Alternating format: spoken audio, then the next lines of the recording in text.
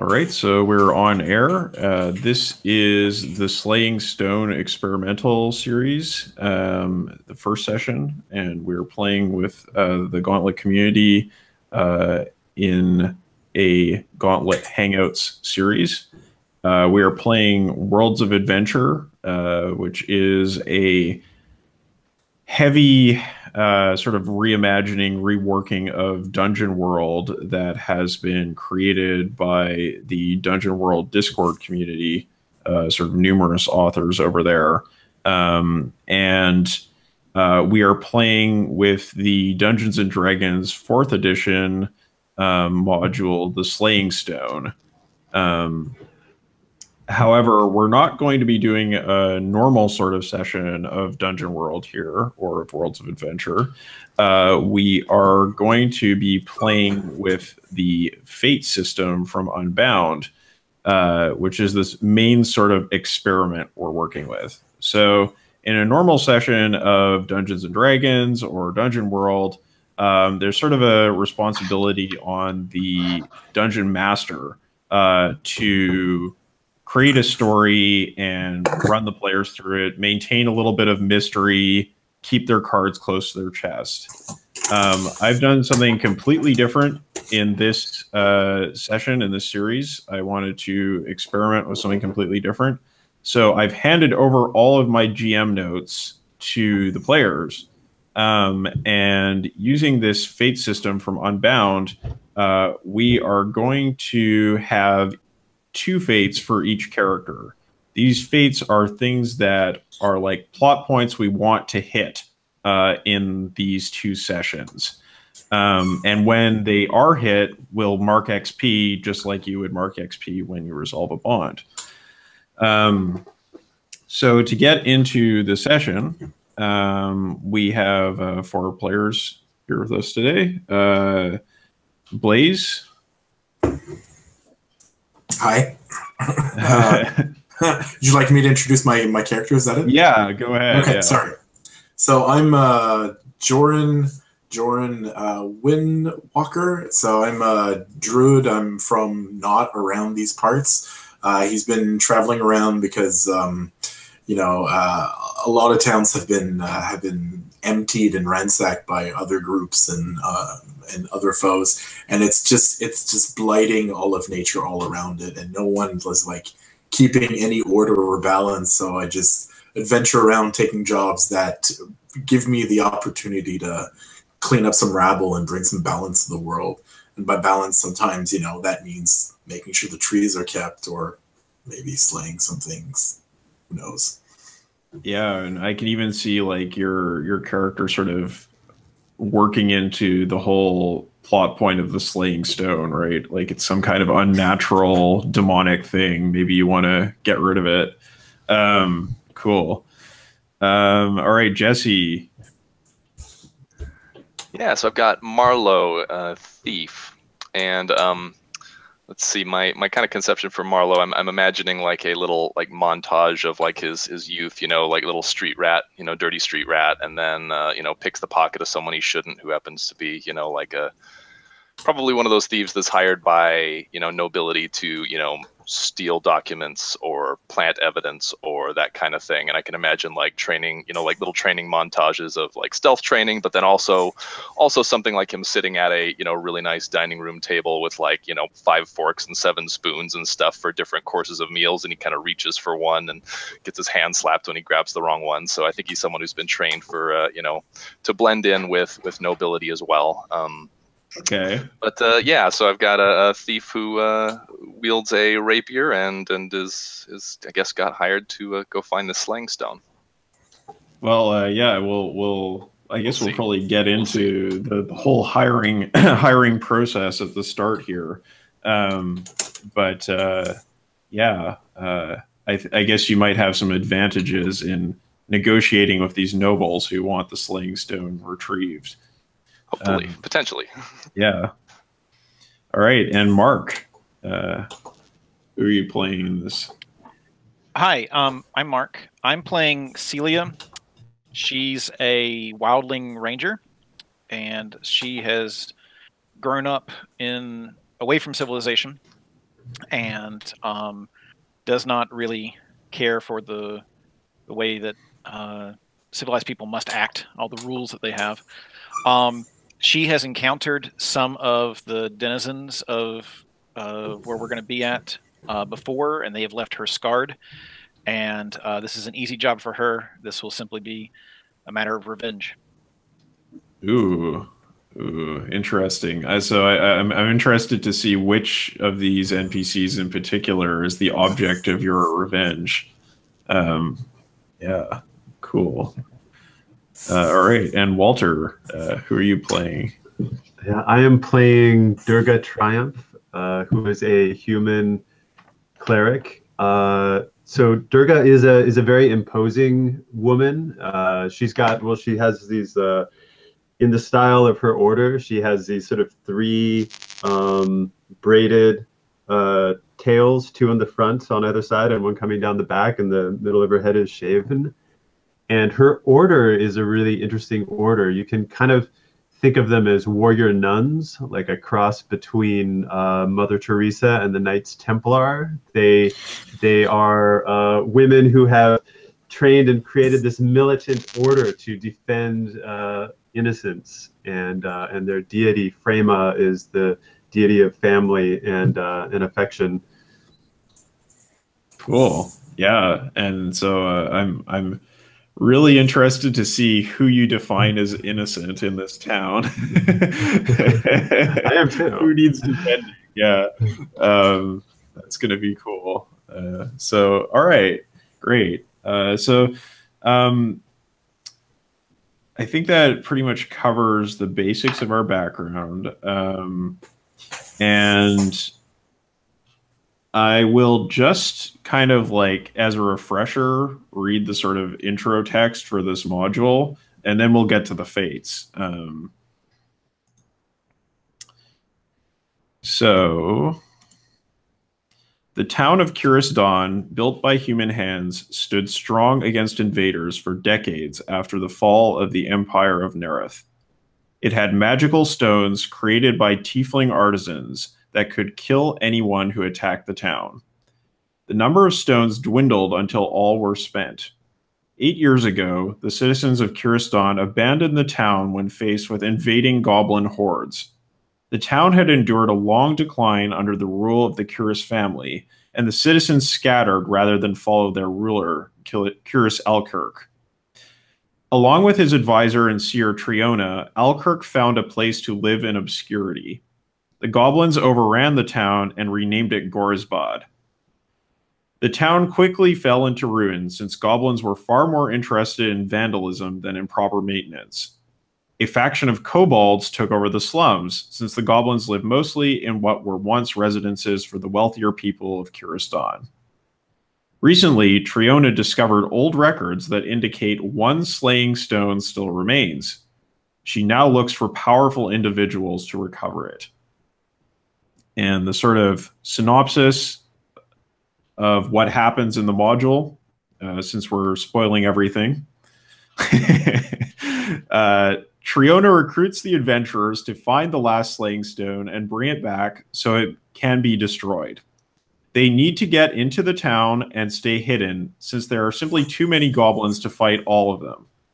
As they explore the places Triona suggested the stone might be, they deal with the goblin and kobold factions. A vicious group of orc mercenaries also searches the town for the slaying stone. After exploring several dead ends, the characters find the stone and the lair of a powerful brass dragon, and they must convince the dragon to relinquish the stone. The orcs appear again, ambushing the characters in order to steal the item. So that's the sort of outline of what should happen in this point crawl, but it is a point crawl, so that means it's completely open-ended, the order that you explore the city in. You just go from point of interest to point of interest. And the way it's actually going to play out will definitely vary according to the fates that we set and also just what happens in play. So there's nothing, there's no railroading. This is one of the very few 4th edition modules that like really is quite open-ended, which is why I I chose it in the first place. Yeah, most of them are very linear, like fight this fight, fight this fight, fight this fight. But that's not what's going on here. All right. So, does anyone have have a fate for their character, something they'd like to see happen in this adventure?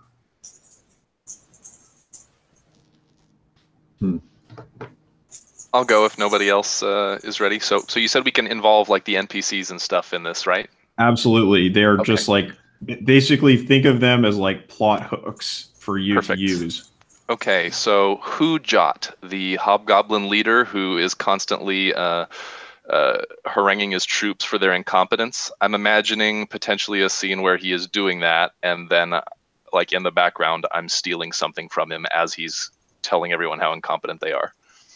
Okay, cool. So let's figure this out. So Marlowe will steal something from an unsuspecting Hujat. Yes. Okay. Yes. Cool. I'll put that in, and we put that in the bonds flags section. Is that what we're doing? Yeah, that's right. Okay. Yeah, because they still have that manor, right? Like that's where the Hujat is the hobgoblin who's kind of been sent by this hobgoblin army that's like in the area to impose some order on the city, and he's kind of like bullied the goblins into following his orders. He's not super happy about the assignment he's been given, but he's managing somehow to keep things in some semblance of order, and is camping out in the old noble manor. Okay. I got one. Great. What would that be? I don't know how to. I always want to know how things are set up, but I'm going to let back and just let go of that. I'd like to have a scene where Hoyt is actually cornered by a bunch of mercenaries in his were-rat form, and I'd love to step in and just like either transform into a giant rat or a giant cat or something like that, and just, you know, do a combo scene of some sort. Cool. All right. So so Johern will Johern will defend Curious Hoyt from the Severed Eye mercenaries? Yep. Yeah.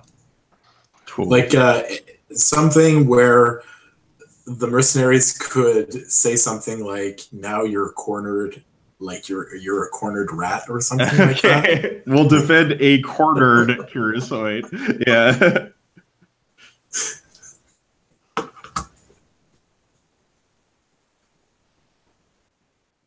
So maybe you guys can give me a hand thinking of a good one. I would love to come up with some kind of hook related to my characters, kind of like, I don't know, wanting to. So I'm kind of imagining my character as like coming here to sort of prove something to her order, you know, to like bring back something of value. But I also sort of, aside from that, this is probably going to be my only session. I don't think I'm going to be able to join in next week. So maybe my character is going to make some kind of a big sacrifice along the way here. I might be like torn by kind of my commitments somewhere along the line here. I don't know if anybody has ideas along those lines. Okay. I have an idea. Go ahead. So I think the town has kobolds, goblins, hobgoblins, and orcs, right? Yes, and a dragon. And a dragon. And I think lowest on that scale is the kobolds. Right? Yes, that's right. That's correct. Okay. So maybe at some point you have to defend like not the kobold warriors, but the people that they've left behind, the mothers and the children. Yeah, okay, right. Absolute slaughter by another group. Yeah, Yeah. okay. I could I see definitely that. see I like that. like the severed eye going after the kobolds and you stepping in to protect. Yeah. Yeah. Okay.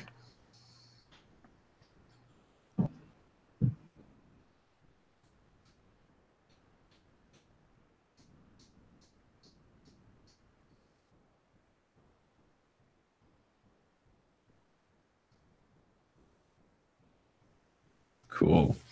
All right. And Mark, do you have a fate for your character? I do. Well, I did. I'm rethinking it now. So my original idea was that I had been, I had met the severed eyes before, and they did that scarring that they do to the people that they interrogate, according to the story. Mm-hmm. But we have a lot of fates that are already tied up with them, True. and so I was wondering if at some point I had met the dragon that was looking to feed, Mm. and the dragon had done something to me. Now I know in the Ooh. story we're not supposed to get revenge on the dragon. No, you But totally can. Like the last time I ran this module with Strike instead of Worlds of Adventure, the PCs killed the dragon. They used the slaying. They tricked the dragon, took the slaying stone, and killed her. So like, it's totally a thing you could do. I would just like to have a scene where the dragon realizes who I am, that we've fought before. Oh, okay. So like, I like that. I like that. So this will be like Sella shares a moment of Sella will share a moment of recognition with name of the dragon is yes, Turistus.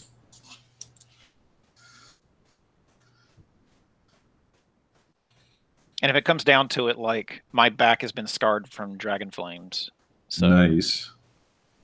Yeah, I kind of like the idea of Turistus being a little bit more menacing than portrayed in the original module.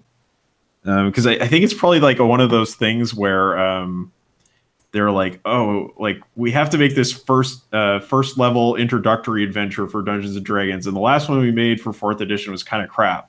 So let's put a dragon in. That'll be fun. But what if the dragon just kills all the first level PCs? That's no good. So let's make the dragon a little bit more passive. But like we don't have to do that because this is Worlds of Adventure, so we could do something more interesting.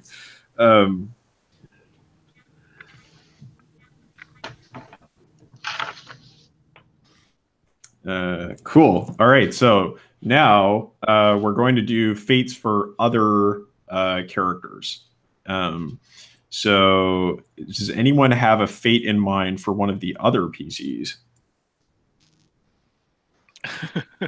I've got one for let's see, for Johern. Johern, how am I pronouncing that right? Johern.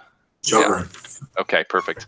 Yeah. So I'm imagining for some reason coming up, you'd probably have to convince me, but I'm imagining you and I trying to be sneaky, going somewhere. So like the sneaky thief and the huge, yeah.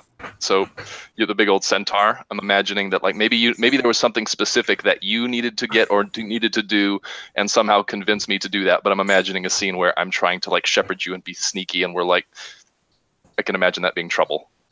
Yeah, I love that. I love that, Okay. especially if there's like a lot of clutter around. Yes, absolutely. Yes. So like Joe Hurton will be tutored in stealth by gotta get your names. Marlowe, yes.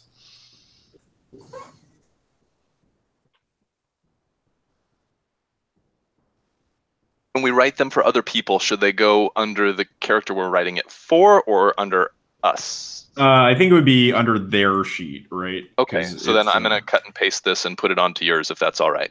Okay. Sounds good. Sounds great. Thank you. Yeah. Okay. So anyone else have one?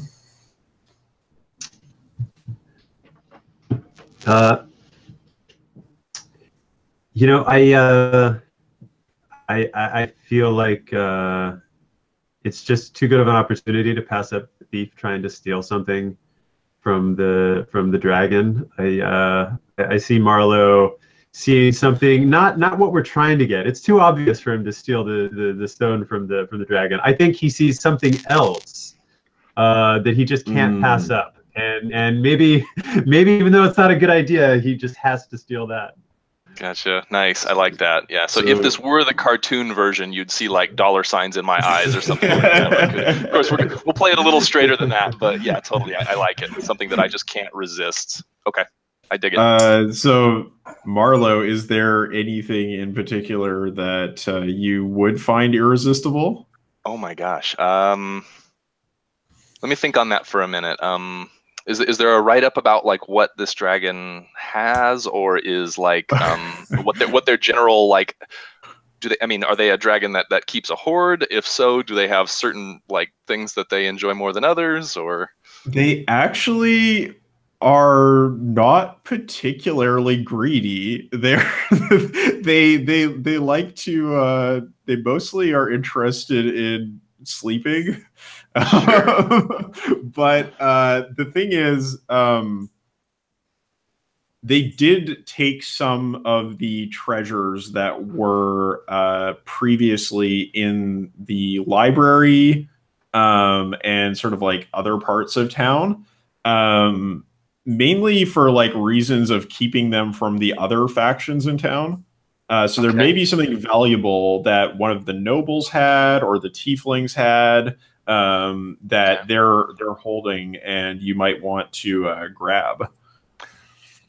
Interesting. So you said possibly stuff from the library too, maybe, right? Or like that's where they got the slaying that's what stone. they got. Okay, that's Let's see. Any ideas, folks? I've got couples crappy ideas, but I'm not coming up with anything good yet. Wands.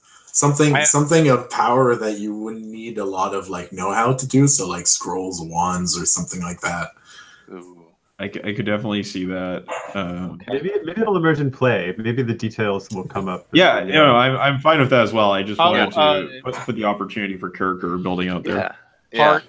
Part of the device needed to make a slaying stone. Oh, you could sell that for $5. Interesting. Yeah, that's possible. Depends on how sort of magically oriented you want your character to be. So I think I'll give you a chance to think about that. Thanks. But yeah, definitely we'll have the classic scene of trying to steal something from a dragon. Good stuff. All right, anyone else got one? Yeah. Oh. I've got one for Celia. Okay.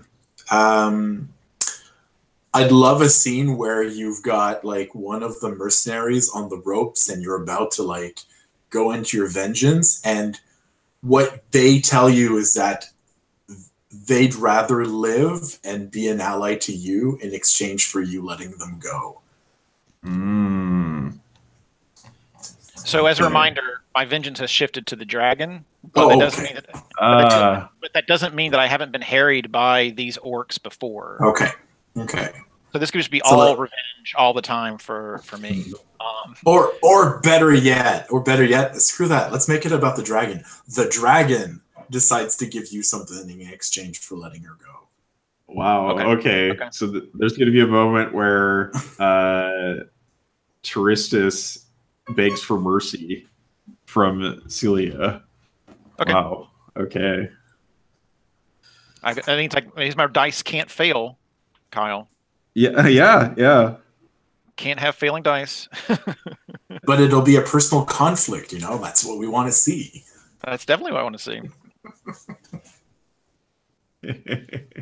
I have one for Durga. Okay. Yeah. We have discovered a ruined, destroyed temple to your goddess, and nice. We may or may not have time for you to go below where you know that something has survived below the temple that no one would know unless they were a priest or priestess of your goddess. and it would be something you would want to save. But do we have time for it? Who knows? You know. I like that. So like Durga will be torn over retrieving an artifact from the ruined shrine of her goddess. Yeah, I was just the shrine is ruined, but because of her knowledge, she knows that they have a trap door below the whatever and can go and grab something. So Yeah, that's what I was yeah. imagining. Okay. How does that sound to you, I Walter? like that. That's Okay. awesome. I love that. Yeah, there's definitely a temple district that has been defiled by the goblins, so we can head over there.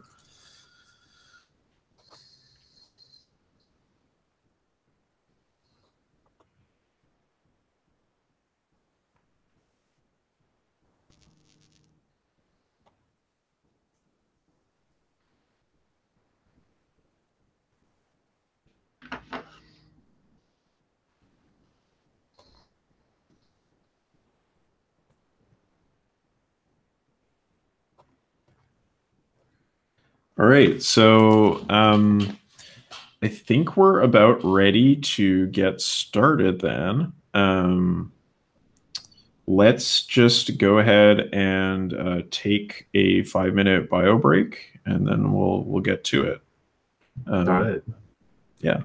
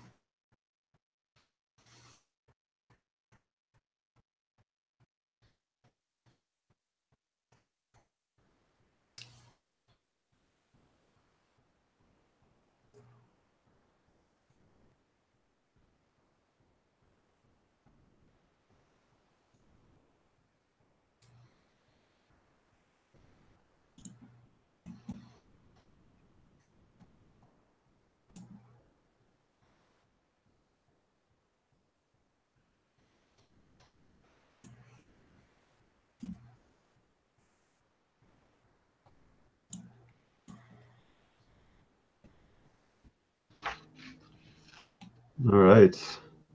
Yeah. Back. Good, good. So I'm still getting used to these new World of Adventure playbooks, and I'm digging that there's no spell levels, right? You can just choose any spell you want. Yes. And you just get more spells as you level up. That's cool. I like that. Yeah. I've got a quick question. Mm-hmm. On my character sheet with the starting gear, it says choose your armaments. Can I choose more than just one if I have the weight capacity, or do I just choose one? Let's take a look here. So I'm on page 24. Page 24.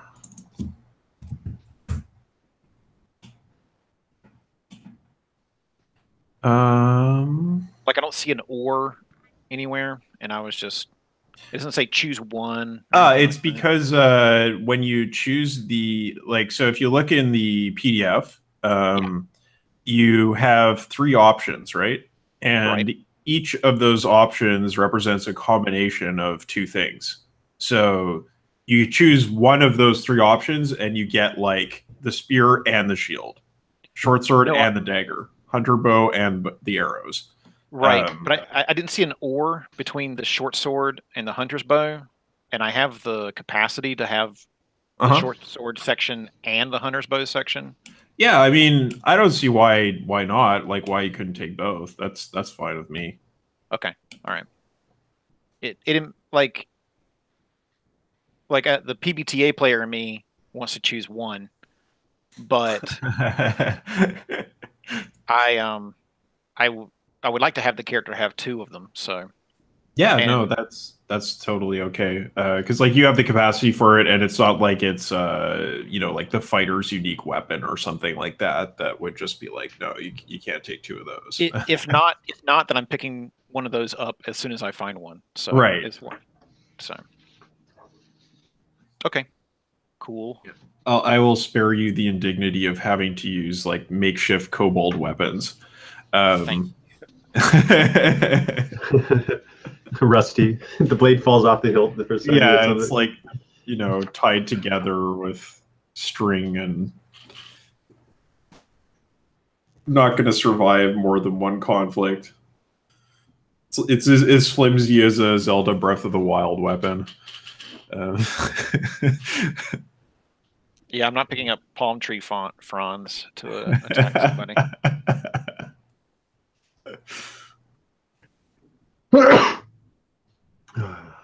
Pardon me. Any other sort of questions about your playbooks? So I do have a wolf. I didn't mention that before, but right. Yeah. Nice. Do you want to go over what I chose for them, or? Sure. Why not? Okay. So let's see here. I think it's above bonds, right? Yeah. So they have 12 hit points. They're a medium creature. Wow. So that is a wolf. That's like a that's a serious wolf. I can change anything you'd like. So let's see. They're stealthy. They're a warrior. Mm-hmm. They can drag down their prey, and they can track by scent, and its instinct is to follow its stomach. Okay, nice. Like it. Yeah, this is gonna be really interesting because like the first encounter. Okay, Blaze, you're back. So Sorry about that. We can get to it. No problem. So I think I'll just use the setup I've used before, where you're travelers on your way to the dwarven city of Hammerfast, over the mountains towards the Nentir Vale. And the normal road that's used by most people these days has been washed out in a storm. The bridge has been taken out. It's just not practical. to wait around for it to get fixed because this is a dangerous area and the local nobility is not really the most diligent about infrastructure maintenance. So you've decided to take the old road. And the old road was the former high road, you know, the road that was commonly used. And that was the road through Kiristan. Some of you may have come here, you know, for your own personal reasons. Other of you may be just passing through. But you've made your way through like this, you know, disused old road up higher through the mountains, and it's a lot like if you ever watch one of those shows on TV of like people trying to navigate the like back roads in Siberia. You know, just like really, really bad quality road. So you're tired. It's been raining, and you're traveling through a wooded area, trees on either side, and you see off in the distance faint light in the night. But as you approach towards the light to investigate what it might be, you notice, and I think I'm not sure who notices first, but you can sort of tell me that there is a pack of desperate and hungry wolves that is approaching. What do you do?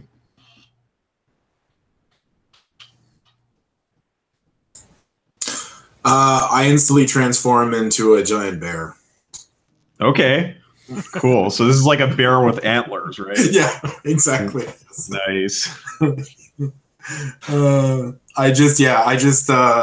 And so in the movement, I also like my hands actually go down on all fours, even though, you know, I still have four hooves. You know, it's like that whole transformation takes place as me trying to get on all fours while gotcha. push Yeah, the end of my body outward so that like it shifts in the transformation. All the weight of the middle part of my body goes to the front to just like more aggressively pounce forward. You actually have like 6 limbs, right? Yeah, right. Yeah. On all sixes. Can you? Will it be a 6-limb bear? No. What are those? You look like one of those a giant water bear. You know, those like things that could live in space. Yeah. In the vacuum of the space, exactly. Cool. So I think you have to roll for your transformation. Is that right? Sounds great. Yeah. So we're using roll for your party. So you can go ahead and roll your 2d6 in there. Perfect. And label. And perfect. Where's the roll?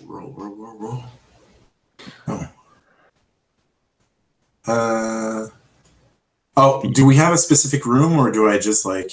Yes, we do. I will give you the link in the chat here.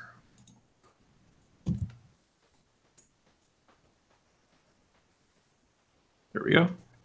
Oh, okay. That's the one I had. Okay. Yep. Okay, and submit. So I get a total of an 8. Okay, an 8. Not bad. So let's just take a look here at your move description. So you transform your but you're put in a spot or draw unwanted attention. Okay. Cool. Which is exactly what I want. It's unwanted attention or you put in a spot. So I think what it would be is maybe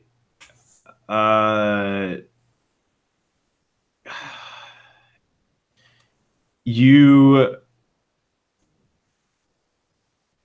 could be the things that are hiding in the woods.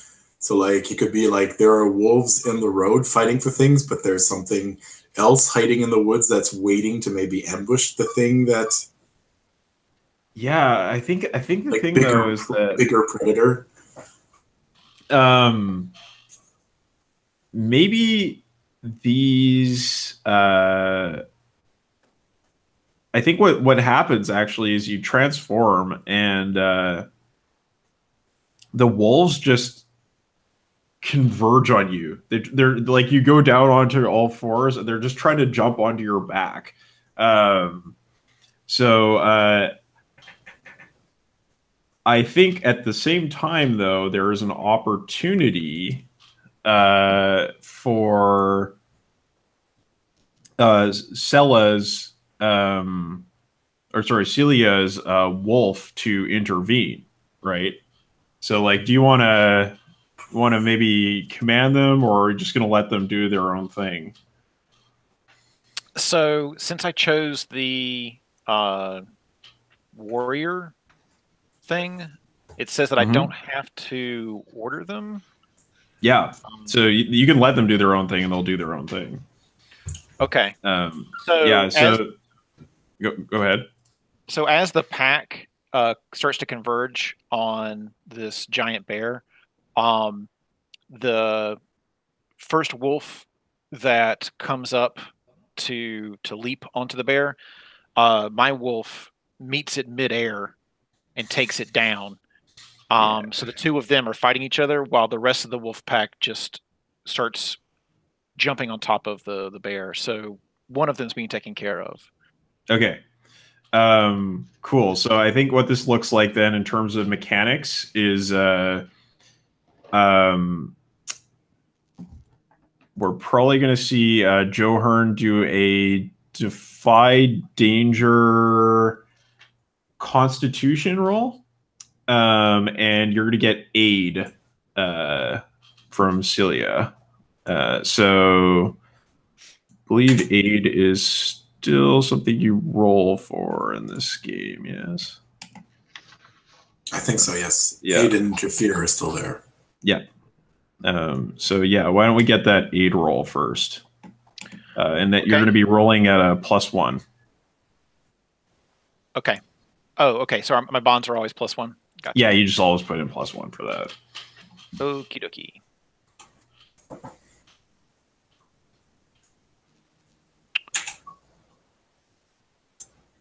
That comes up to a total of a 6, unfortunately.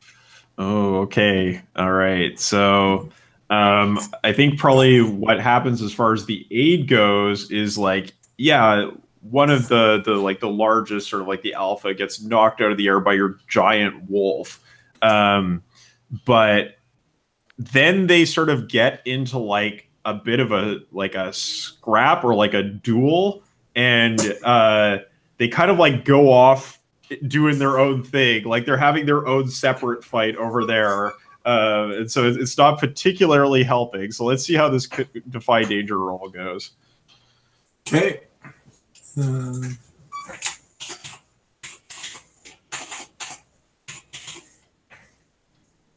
All right. Oh, wait. Am I reading? Can you see my rolls by any chance? So you were the white dice, is that correct? Oh yes. No, I'm the purple. Oh, that's weird. You're purple. Yeah. So I think that's mine are okay. 4 and a 5. Oh, okay. Sorry. I think you might want to change your color because Celia's already taken purple, so I see. It's not gonna. Okay. I'll go orange. I don't think anybody has orange. Okay. I don't know what the roll is. Do you mind if I re-roll? It's not a question of I just don't. Sure. I have 4 dice that show up. Go ahead and re-roll. Sorry, it's. I think I see what happened. I think I added the last roll.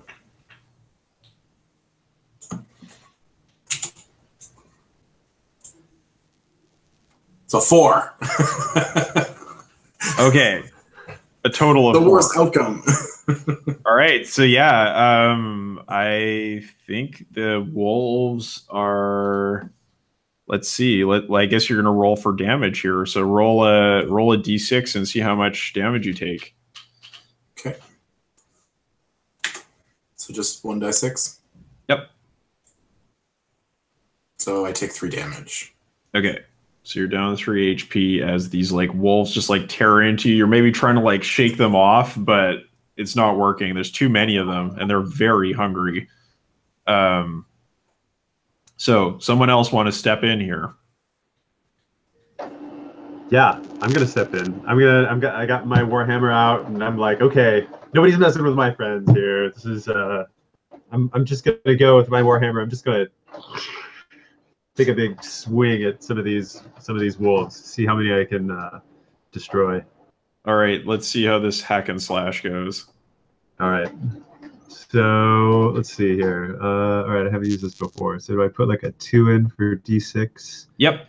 And then you just like add your modifier in your head because this is just a dice roller. Yeah, that sounds good. So and then submit. Mm-hmm. You can add the modifier. Just as a note, you can add the modifier in the thing. All right. Well, I rolled a natural 10. Okay. And then let's see. Does it say modifiers go under modifier? Right. Okay. So it'll be your strength. And then I got a +1 for strength, so that's an 11. Okay, nice. I got a Warhammer. Yeah, and I got my forceful here for my Warhammer. That's what I. Okay, what I love so definitely you're sending some wolf flying, so you can choose to avoid their attack against you or deal an additional 1d6 damage. Let's see. I'm gonna go ahead and deal the 1d6 damage. I feel like I just want to end this quickly. I'm just boldly going in there, and I don't care. I'm just gonna knock them all out. I'm gonna try and take a couple down. Okay, so you roll your damage plus an extra 1d6. All right, so that would be 2d6 then. So I'll just do the same thing again. Oh, I gotta hit that again. 2d6. Oh, do I have to do the label every time? It doesn't like remember it for me. You can re-roll the dice that are already on the table. Oh, it says a re-roll. Okay. Oh, that ended up happening. Well, it looks like I got a 2 and a 5 for my damage. Okay. And damage is not plus strength. That's just like straight up. No, damage is not plus strength. It's just your straight damage plus whatever modifiers you have. So you are like batting these wolves off of the back of this big bear, and it's forceful. So they're just going flying, and they'll have these yelps that they're letting out as they go flying through the air. There's like a good number of them, probably like 3 of them that are like dead at the side of the road. Their ribs are crushed by your Warhammer. It's a bad scene for these wolves. So I want to maybe at this point send the spotlight over to Marlowe. What are you doing? Yeah, so I think on the first little, noise of wolves coming on, Marlowe very quickly got off the road and was, like kind of hiding up, like behind trees and brush, very just unnoticed back there. I think what we see at this point is all this stuff has happened, and now over someone's shoulder comes a throwing knife, like kind of hopefully sinking into the flesh of one of these wolves here. Cool. All right, so let's see a volley. All righty. Let's see. 2d6. Rolling with Dex. Orange, I'm going yellow. All right, so I got 5 there, but I have 2 on my deck, so that's a 7. All right, good. So then you get your options. You have to put yourself in danger, deal half damage, or use ammo. Yeah, I think I think it makes sense with this many things that I'm probably like throwing a couple of a couple of my throwing daggers, and one of them maybe gets like destroyed in some way or something like that. Okay, so you can roll your damage. All right, d6 plus 1. Wait, no, that's yeah, d6 plus 1, because damage is It's always the same. Yeah. Right. Okay, so rolling that first d6 again. That's 2 damage. All right. Well, yeah, you probably like throw out some knives, and like maybe one of them goes wide. But there's definitely like a couple that stick into the flanks of the remaining wolves in the center of the melee. But they're just too desperate to be dissuaded from fighting. So I want to see now. Yeah, I want to see what Joe Hearn's going to do.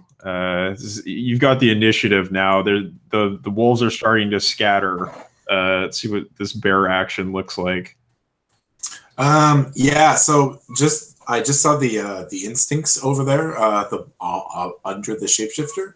So just to like set the scene, like I aim to assault and challenge the brave or strong. The point is to scare them off. Like it's not necessarily okay. So it's like just get out of the way. Like just run in the forest. So like a defy danger, like yes, yeah, strength that you're gonna do here.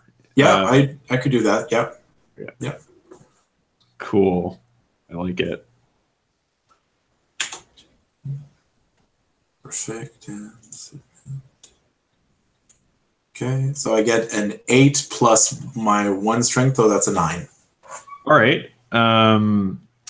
So it's a mixed result. So what does it look like when you try to intimidate them? So I just I get on 2 legs and I just growl like that's the only thing a bear does.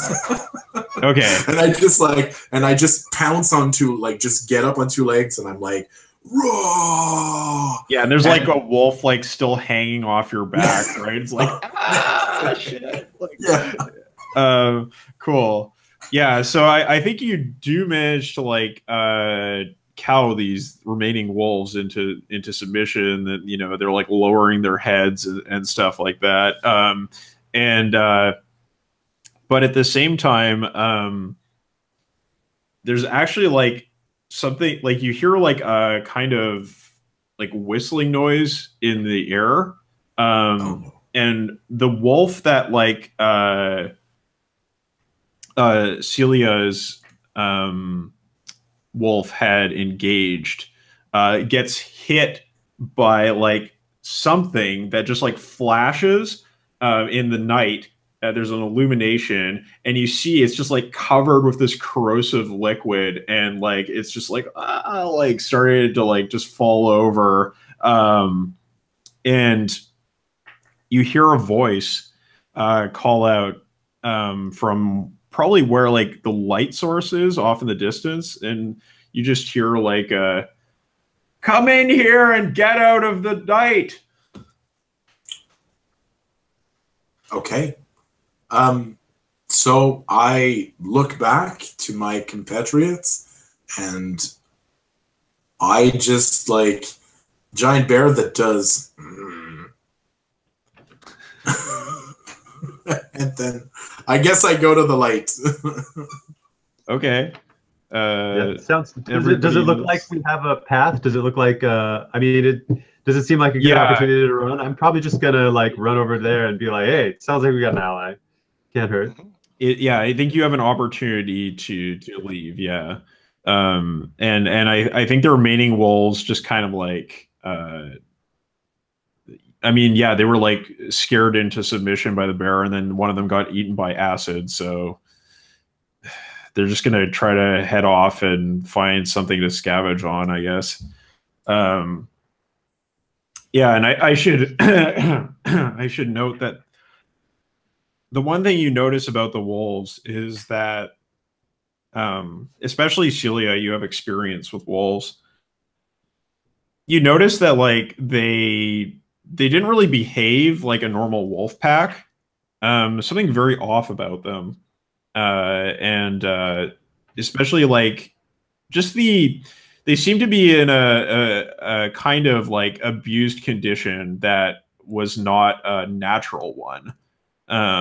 Like, you know, they were definitely like somehow they had been abused animals. You're not sure what the source of the abuse was, but like they didn't look like they were wild. Yeah. So did any of them have brands? No, they didn't have brands on them. But they did look like very kind of like mangy and like maybe one of them even had like a collar on it still. Yeah. So you can gather that they were probably escaped from somewhere. Right.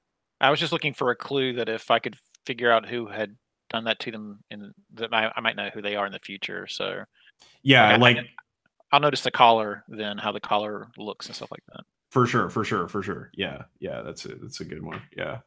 Okay, so you come up to this tower, which is where the light source is. You notice as you approach, like it starts to come into view. It starts to become clearer. There's a small stone tower at the side of this river, like this small river that you've crossed, and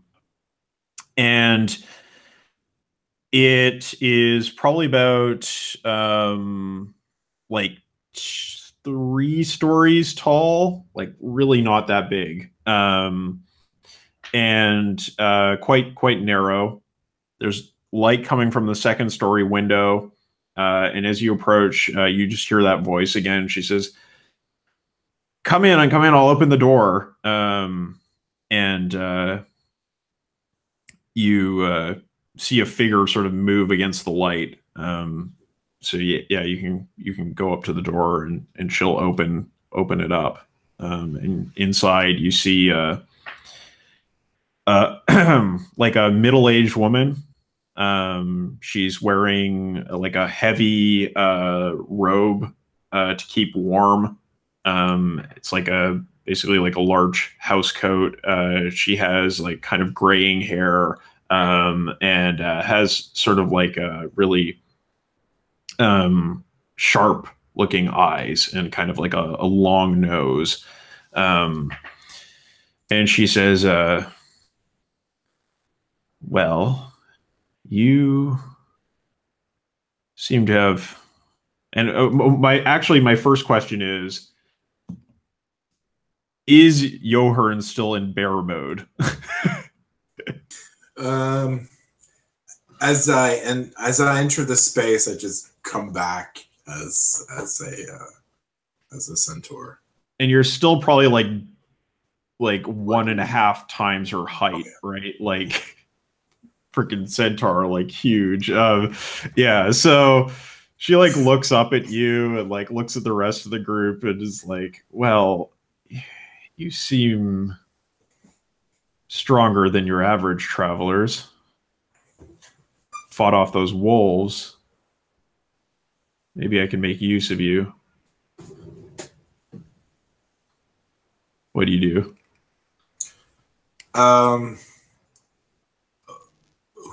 Who are you? And I have just this half suspicious, half confused look on my face because I'm really not sure what to make of you. And I have literally no poker face. Like, yeah. She looks up at you and is like, I am Triona, and I serve the last lord of the remnants of this town.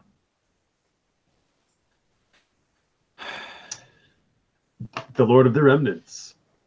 Yes, there's. And where's this lord? Inside. You may witness his lordship. And she like gestures for you to come in and is like moving some like crate, like not crates, but like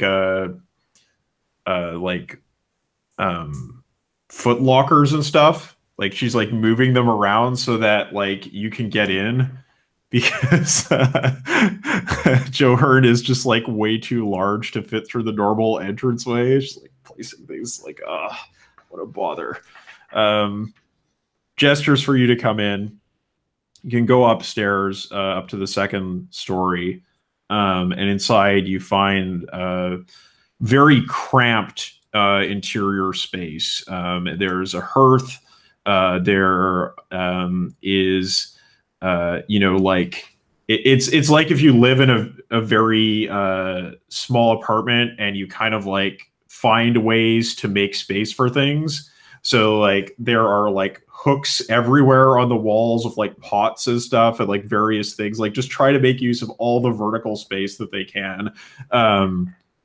And there is like a large wooden chair, like a substantial chair, and seated on this chair is a old man with long gray hair. And he has an absent-minded look on his face. There's maybe a little bit of spittle sort of like running down the side of his mouth, and he like sees you come in, and like when he sees Johan come in, he's just like, ugh. Like, and Triona walks over to him and she's like, it's all right, my lord. And walks over to like the hearth and gets some kind of like tea out and hands it to him, and he's just like drinking the tea. And she says, as you can see, his lordship is in a rather reduced state. His mind, it's never been the same since 8 years ago when we lost everything. Have you heard this story of this town? I heard that it was overrun by goblins years ago. Is there anything left? Well, goblins, they take and they destroy and they vandalize, but the stones are sturdy, and there is still something you might call a town left across the river. There were. I come from the order of Freyma, and we have hostels where we protect orphans and those who have suffered ravages like this. And we had a few of the people who left this town came and told us about the doom that they saw coming and how they fled. Some of them were injured on the way. When you mentioned people who left this town, she kind of like scowls and is like, yes, those cowards. When it came down to it, they all just ran away. No loyalty. Left us behind, left us to this wretched little tower. And how have you survived here so long? What do you do for food all these years? Well, and she like points over to the wall and like at like this sort of like almost like a bandolier of like the acidic substance that you saw before, is like, I am, in previous days I was a scholar, and I've used my talents, what I learned in my youth, to survive, to adapt to my lowered station. Well, I think my gaze. Oops, sorry. Go ahead. Oh, go ahead. I think my eye goes up to the bandolier of stuff up there, and I'm like, very, very nice stuff you have here. Would you be willing to part with any of that caustic substance that happened to take down that alpha wolf? I have coin to spend. She like gestures out the window and says, you see any merchants around here? What good is coin when there's no one to hold commerce with? think I just smile and say, "Fair enough," but I'm still looking up there. We'll see what happens. It must be horribly lonely here. Why do you even stay here? Why don't you try and move to a more civilized place? Is there anything left for you here? She says, there is something.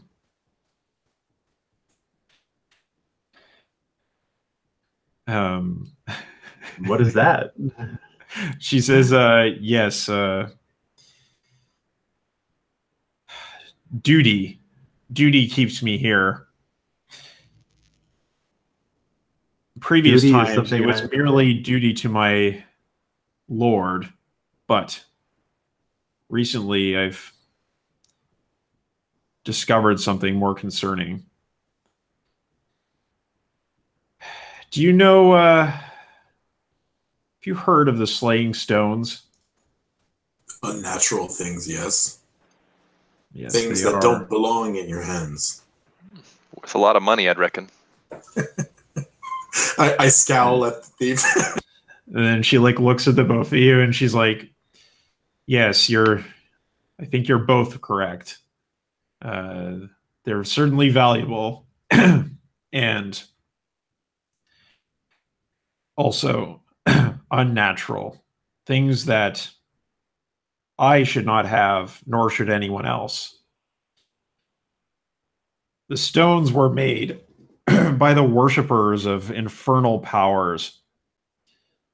Something that our house, the House of Curious, never should have brought into this world, but they did serve as a means of defending our city. And yet there's nothing left of the city now, and no reason for those stones to exist. We'd thought that they were all gone, that they'd been all expended, but I found records of the number of stones that were originally created. And when I compared them to our historical accounts, what I could piece together, she like gestures over at like a bookcase that's like overflowing with papers that have been sort of like hastily salvaged from the town. The numbers don't match up. There's one stone out there, one stone still left, could be used for anything. Assassination, rampant violence. Yes, it only has one use, but it could kill anything. I need a lot of you to go find the stone. If you have any honor or respect for what is natural, destroy it. The ritual of destruction is something I can do. You just bring it to me. Simply attempting to shatter it would be difficult. It's magically protected. If we choose to do this, will you do the honorable thing and leave this land so that it could be reclaimed by nature? Okay, I think this is going to be like a persuasion thing here. Yeah, I think this is parley for sure. When you want to press or entice someone into a course of action, so roll with charisma. Sounds good.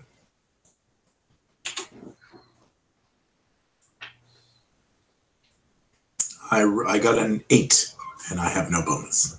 Okay, so they'll want some reassurance up front, a reason. Okay, so they'll also want some reassurance up front.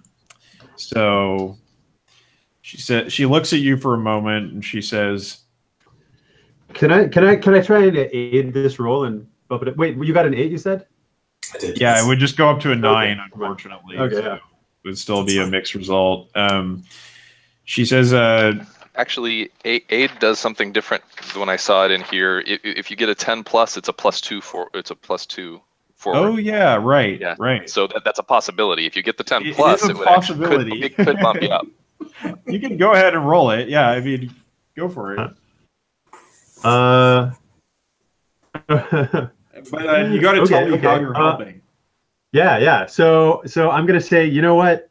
Like I said, I know some of the survivors. I know where a lot of them are, and from this town, and I know a lot of them remember the House of Curus. And I think if I put in a good word for them, I I believe that because they owe so much to my order, that if I said so, they would probably forgive you and welcome you back. Maybe not as their leader, but as one of their own. They would welcome you back into the fold, even though some of them feel like you abandoned them as they set off to find a new life.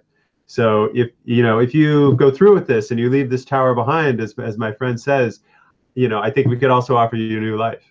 Okay, so let's see how this aid roll goes. We're gonna roll for that. Okay, let's see. Yeah. So let's go another 2d6 here. 2d6 plus 1. Now here. Oh wait. See, first I gotta. Here, what? Ooh, I cleared everybody's. Oh, sorry. Anyway, let's see here. Did that work? Oh, I got a 3. All right. All right. So yeah, I think when you mentioned that some of them like consider her having like abandoned them, she's like, those ingrates, they abandoned us. Their duty was to us, to our house, to our town, and they simply left. I do not want to see them again. She says, to leave this town to nature, well, isn't that what we've already done? It's overrun. How could we possibly let nature reclaim it when the town is full of goblins? I do not know how to tell them to leave. If you want to convince them to abandon the city, then that is your affair. We will indeed find a way to convince them. I think I look at my compatriots and I'm like, it seems like we all have very different motivations here. You mentioned that coin doesn't do you much good out here. I find it pretty useful in my day-to-day life. What's my motivation for helping you here? I'm open, but I'm listening. She says, well, there's treasure remaining inside the town. It's left of our former wealth. You're welcome to it. It's no interest to me.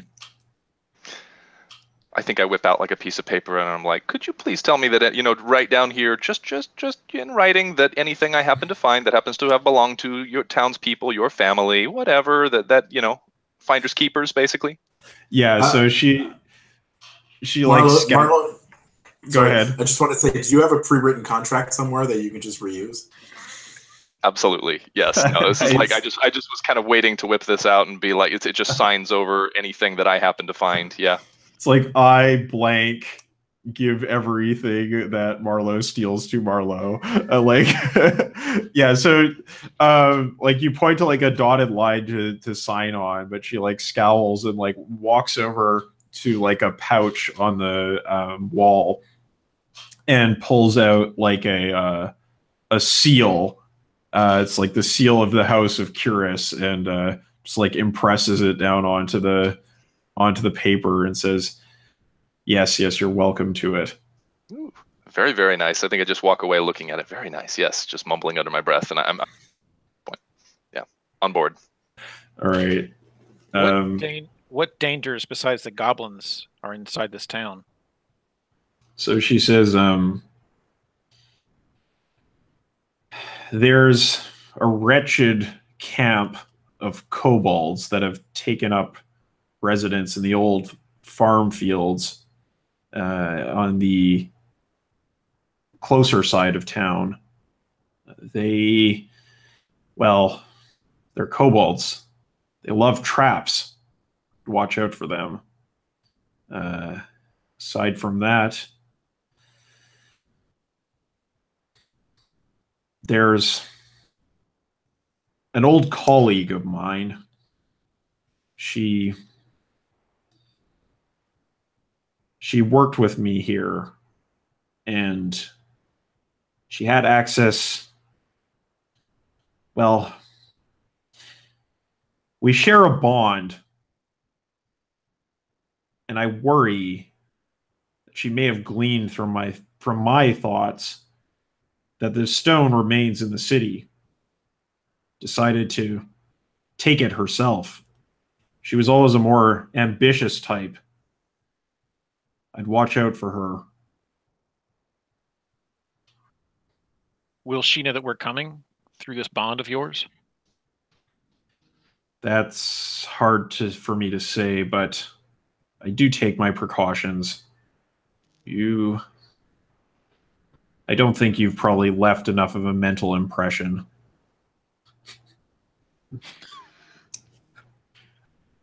So it's out of character. I'm looking around everybody like, you know, should we knock her out? Because for all I know, that'll take care of the bond or whatever, right? Like, I don't care for this person. And I'm expecting someone to tell me no, but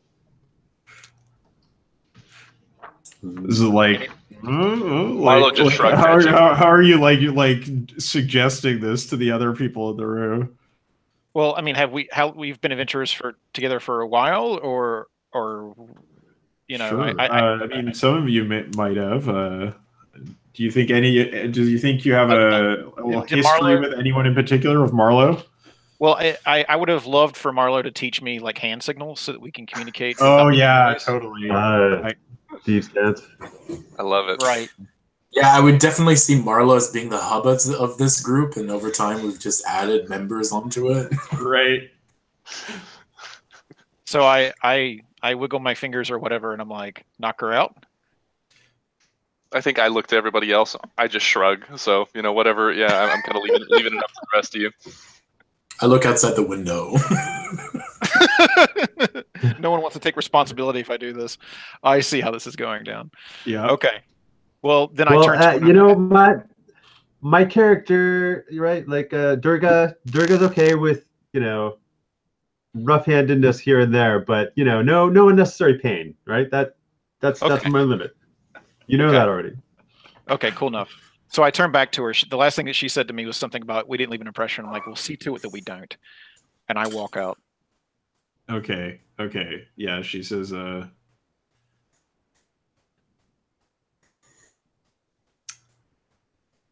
it'll be like you were never here, and goes back to tending the hearth. Yeah. I think as I'm walking out, I think I mentioned I just turn over myself like, this is a very nice seal, and then keep walking. Yeah. And I think you hear from Curious Elkirk just a little bit of like a as you leave. There's some vague recollection in his mind of his noble house. As I leave, I knock over some pots and pans from the wall with my antlers. Yeah, right. It's like one gets like caught on your antler, like bong, bong, bong, bong, bong. Nice. I think in the TV version of this, we'd have me like kind of giving you like an askance view of that and like just filing away that information for later. I'm like, this is gonna be a problem. Not good in crap spaces. Foreshadowing. So we get outside at this point, and now we're in the rain again. Wait, but now we got wolves again. Did we like head back out into the rain and the wolves at in dark? Yeah, I mean, I think it's a little it's fast still, at that. Disagreeing hospitality. I mean, you could try to get some hospitality. You could make a rest here if you wanted to. But just sort of in the interest of time, I will say just to elide this that she does hand you on your way out the map of the town. You know, that she's made a very, very simple map, which you can find in the notes under the town of Gorsbad. So you can see the various locations here. And you are like at the near side of this river where number 1 is. So like where the town, you're in front of the town gate, basically. That's your current position. So how would you like to approach getting into town?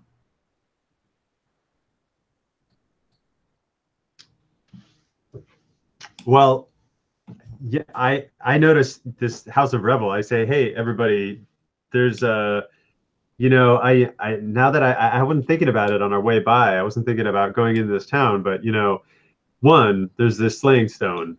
I think we should make an attempt to retrieve that. But also, I just realized there's this temple to Frema, my deity, who in this town, and I'd like to visit it and see what I can do to ensure that it's not completely desecrated, if that's at all possible. So will you guys? We're going in, right? We're gonna check this out. I think this is worthwhile for us to all go in here.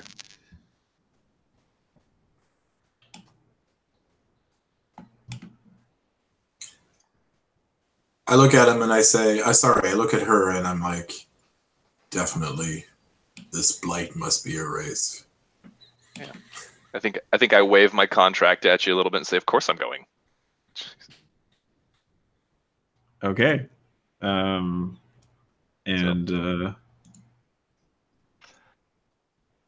So So what's a good way across? Do we want to go through the gates? I don't know. I don't know if it's going to make sense to sneak in unless we can do some kind of reconnaissance.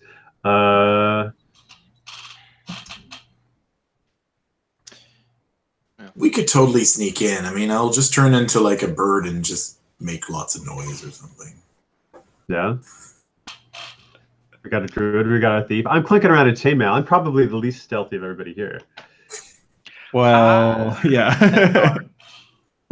Centaur.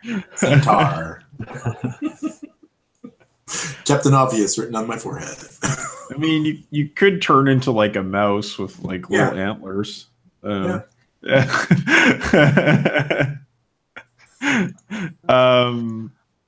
Okay, yeah. So I mean, just to sort of like lay it out here, there's kind of three ways to get into the town, right? You could go through the main gate, you could head over to the east, and then try to cross into those like farmlands that are on the sort of east side of the river, or you could head around the west and cross over there.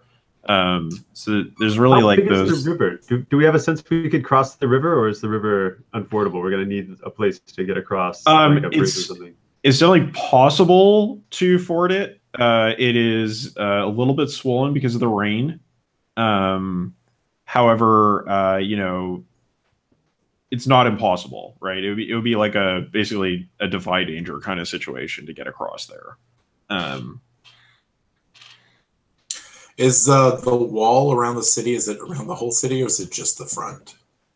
It's just the front. Yeah, it's just like that gate is just there to guard the bridge. So like you can enter from like any part of the river into the town. Because like, I mean, the main thing that they used to defend the town was the slaying stones. So like they didn't really have a great wall, I say we just walk through the door and make ourselves like eastward through the farmlands and like kind of go around to the temple type of thing. Go in the front gate. Okay. Yeah. Cool. I think Marlo kind of rolls his eyes at that. And I'm like, do you want us to get killed before we even have a chance to like look for this stone that we're going for? I say we'll head to the east. Let's ford the river and sneak in. And I'm looking around and seeing if anyone else agrees or not. I actually say, just because it didn't work out well the two last times we've tried this strategy doesn't necessarily mean that it's not going to go well this time around. Well, last time we discussed that you don't come up with ideas for how we get into places because of that. Remember. Right. I'll remember. I agree with Marlo. We should probably come in from south of the hot springs. Okay, cool. Yeah, so if there's some agreement on that, you can head out through the woods to the east. You just sort of like follow the course of the river. you can hear from across the water, sort of like in the far distance, you know, there are some sounds of like, you know, life, people going to and fro in the town, but nothing very distinct. And you reach like a reasonably narrow part of the river, and you can try to ford it. So what's your approach going to be here? How are you going to try to get across this river? It's probably about well, it's you don't know exactly how deep it is, right? Like it's a river, it's nighttime, it's kind of hard to discern. But what are you going to do? Well, go ahead. So what I'm looking for are fallen trees. Okay. And maybe we can, you know, build a bridge of our own. Yeah, it sure. doesn't have to last very long. Yeah, okay. I think I'll just like die of fate that. Just roll a d6 and we'll see if you can find a nice fallen log to use.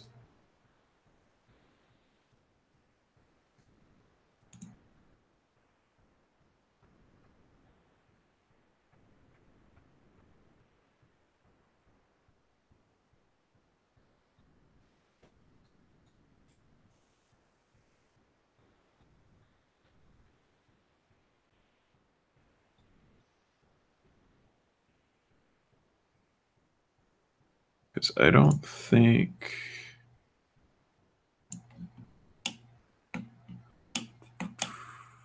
Oh, right. That's for food. Okay, yeah, never mind. It's like there is a forage move, but that's a different thing. Did you get a roll or? You said you're going to do a die of fate? Yeah, you can roll the d6. Oh, okay. I don't roll dice. This is PBTA. I don't roll dice. It's not my responsibility. When I do PBTA, for die of fate, I always roll that. So my bad. No problem. I will. I don't have anything selected. Let's see here. I got a 1. Submit. I got a 6. Nice. Okay, yeah. So you find a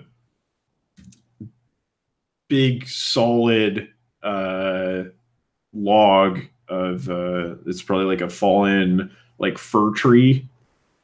You can work at it and like hack off the the branches if you have any. Do you have like any adventuring gear or something you could use for that? I do have literally on my sheet adventuring gear. I'm not sure what you want me to specify, but like what would you use for that? Like a hatchet or something? Yeah, a hatchet. Yeah, sure. So you can just like spend an adventuring gear to do that. I mean, unless you want to use your sword, but that's no. I mean, that seems rather wasteful. Yeah, let me just see how many uses of my adventuring gear I've got. And ranger and starting gear and 5 uses. Now I have 4. Okay. Yeah. So is anyone else going to help with this work of like fashioning a kind of bridge out of I'll this? help out.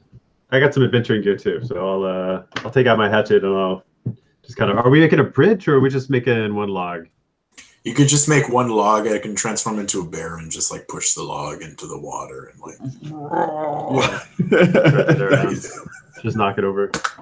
Yeah, just one that we won't trip over as we cross. That's all. Mm-hmm. Okay, so so I think with you know, the two of you working at cutting off branches and whatnot, you make quick work of it. This don't really attract any attention or anything. It's just a pretty easy job.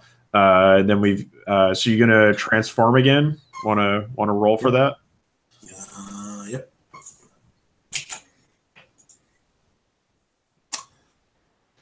Submit. Oof. Oh, 6 plus 2, 8. Okay. Wanted attention.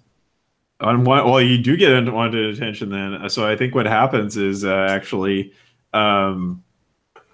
you transform, right? Like as we described before, it's like you go down onto 4 legs and you start moving over towards this log to start like pushing it towards the river. But out of the night, you smell a familiar scent, and there is a smaller female bear that has come to say hello. Okay.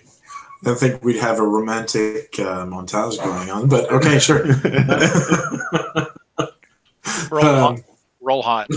Roll hot. Yes. Yes. Should we just close to a veil here and after this little interlude? Lines and veils. That's okay. I'm not going to be distracted. I promise. This time I won't be distracted. So oh boy, how do you handle this? How do you quietly handle this kind of a situation? I guess there is no quiet. There is only growl. So I growl to try to say no. Like, okay. Screaming like consent or screaming no. This is not happening tonight. I'm not in the mood in bear. Yeah. Okay. So I think this is a parley move. Okay. Go ahead and roll with charisma. I never thought I'd be parlaying my way out of this sort of situation as a bear. Okay, so a 7. All right, so they need some concrete reassurance. So what does that look like? This is really awkward. The best way to do that is like how do you communicate tomorrow in bear?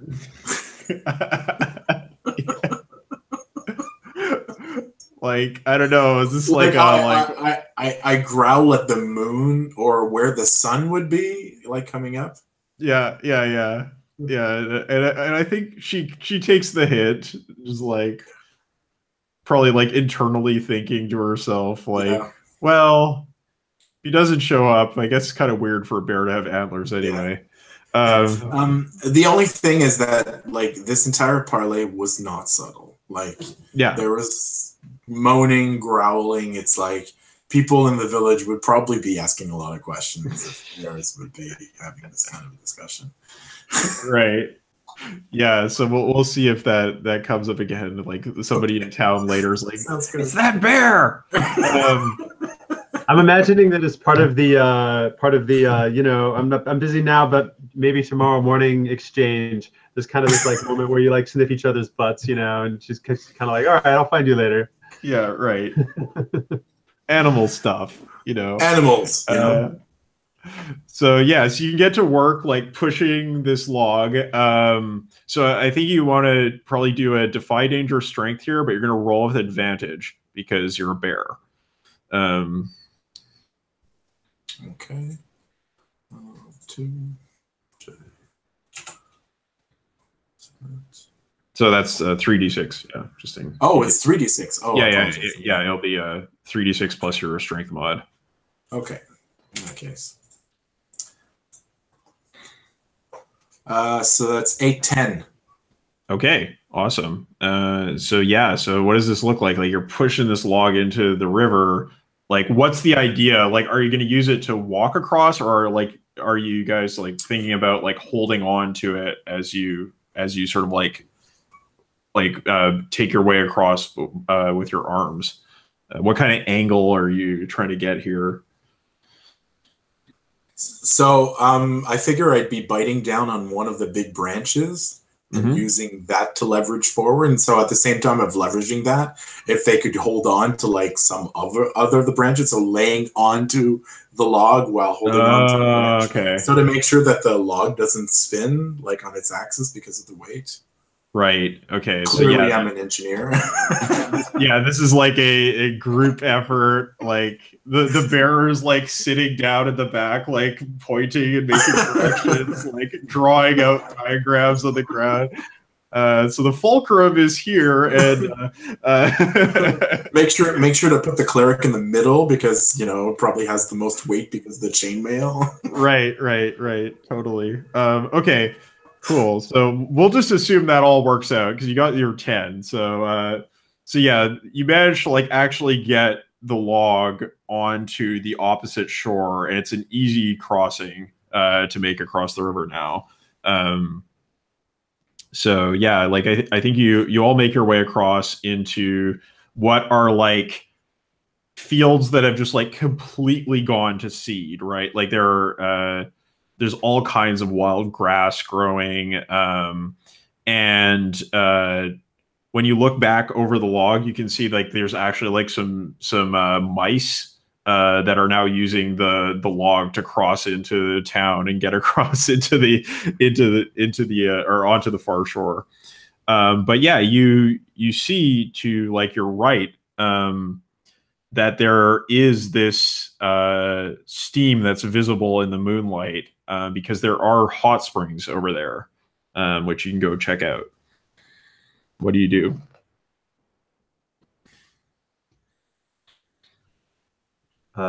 Yeah, I'm gonna head straight over and check it out.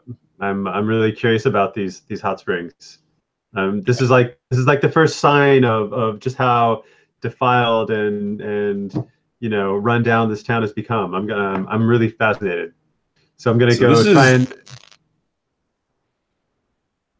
Well, if you make your way over there, it's actually pretty interesting because the hot springs are not really in that bad shape. Like they're basically like they almost kind of look like an amphitheater or something. Like they're like a constructed pool made out of stone, and like steps going down into it.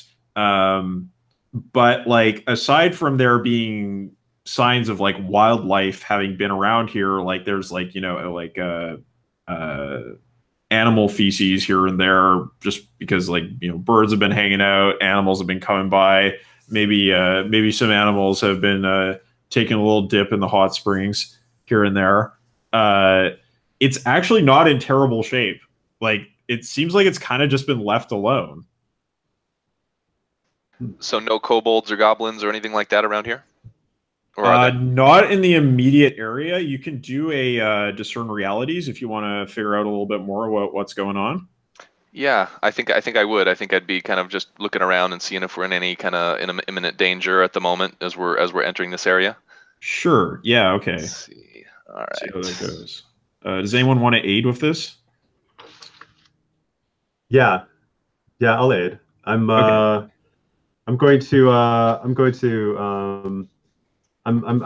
I'm also gonna be looking around and just sort of like seeing if in particular, I guess I'm gonna be looking at it from like the perspective of is there like maybe something like a divine presence that might be like maybe this was some kind of consecrated hot springs, and is that some reason that's protected it? So do you have any kind of like magic sense, or like are you going to offer like a prayer, or like how are you doing that? I can let's see. I can I got like I could commune with my deity for guidance on something that pertains to protecting innocents and families. My domain. Okay. I don't know that I have anything else, let's see, directly with that. So I think then it may just be a matter of you this? like. This is interesting. I have a spell. Let me see. Let me see if I'm totally understanding this spell. I have a contacts spirits spell, which says you can speak with the recently departed or with a soul of your choosing. its spirit is pulled back through the plains, just close enough to speak to you and answer a question. So it says a soul of your choosing. So I suppose if you knew somebody, then you could get in touch with them. But I think in this situation, you're probably just doing like a standard kind of search and like just trying to be receptive and perceptive. Yeah. While they're searching, I go to looks like there's some columns that surround the place. Yeah. I'm gonna go to like a toppled, like a half column or whatever that's in the darkness, and just be looking out and making sure that we're not going to get ambushed. Okay, cool. Yeah, so I'll make a note of that. Like if something shows up, you'll have the drop on them. That's perfectly fine. That's all I'm looking for. Okay, so yeah, let's get the aid roll, and then we'll do the discern realities. Okay, so I do an aid roll. Yep. Okay, let's see here. +1. Let's see here. So I'm still confused about how this thing works, but let me try this. So it looks like I got a 3 and a 4. That's a 7. And then if I'm adding, do I get to add a wisdom to my aid roll? No. This is with bond, so it's with +1. All right, so that'd be an 8. Okay, an 8. So like you give a +1, but you're exposed to the consequences. So let's see how the discern realities goes. All right. Be getting a +1 on your DR roll here.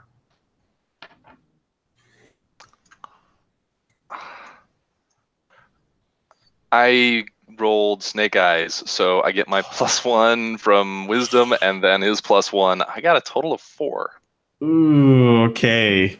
But I also do, just FYI, my little burglar move for this says that when I discern realities, I can always ask at least what here is useful or valuable to me. That's always added to stuff. Okay. So I get that, but obviously the hard move.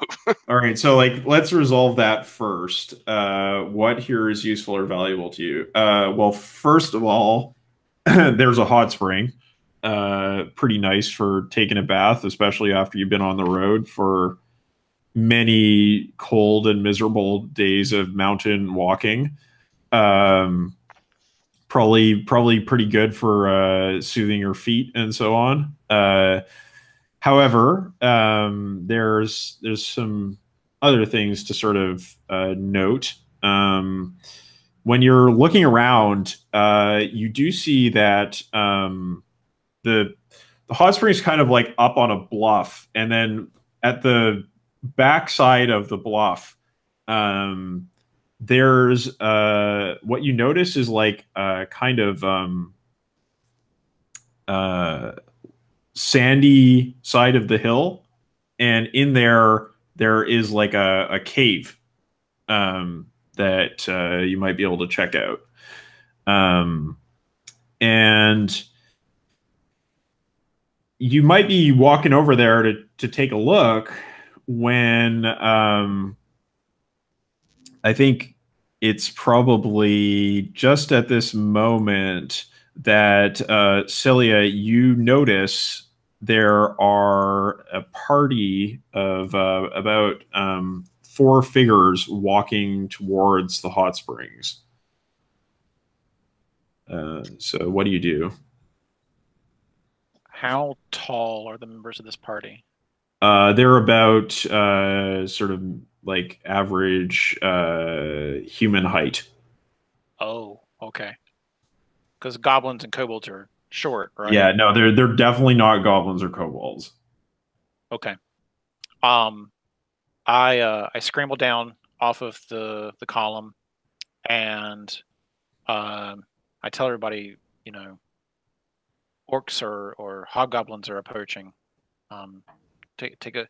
Well, I don't know what I would say to the centaur, to be honest. My instinct is to get somewhere and, you know, take cover, but I don't know how he would take cover. But anyway, I don't really let that bother me. I'm like, you know, take cover, and I pull out my bow and arrow. Okay, sure. Yeah, so this is a thing that I've always kind of struggled with in Dungeon World. How to make this mechanically viable. Um, Do we want to and wait on Blaze to return? yeah, we will. I'm just thinking through Okay. like what a useful move is here. It's like, in Burning Wheel, you would just like roll inconspicuous, right? But like we don't have that in Dungeon World. So like We could defy the danger of being spotted. yeah, but it's like, is that Dex, right? And then we also don't have group actions in this game. So I think what I'll get you to do is I could tell everybody where to hide as a wisdom roll, and then yeah, okay, I like that. Yeah, so yeah, make it Defy Danger Wisdom, and then that will count for the efforts of everybody to be discreet. okay, great. Mhm.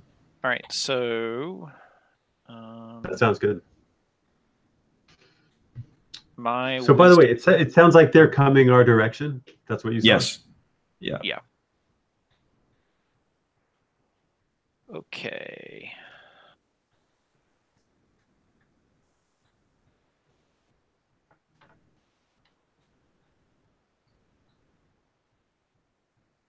All right, I have 8. Okay. So mixed results. Worse outcome, hard bargain, or an ugly choice. So I think an ugly choice is pretty readily apparent here. The figures are approaching, and you can spot some likely places to set up an ambush.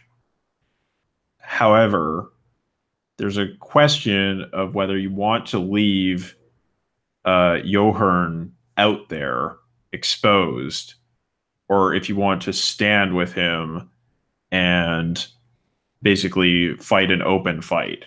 So Johann's exposed because he's too big. He's too big, right? This is the problem. Alternatively, you could get Johann to like cross back across the river and go hide in the woods. But I don't know if he's interested in that option. But like the thing is, you can't all hide. Is kind of the tough choice you got here.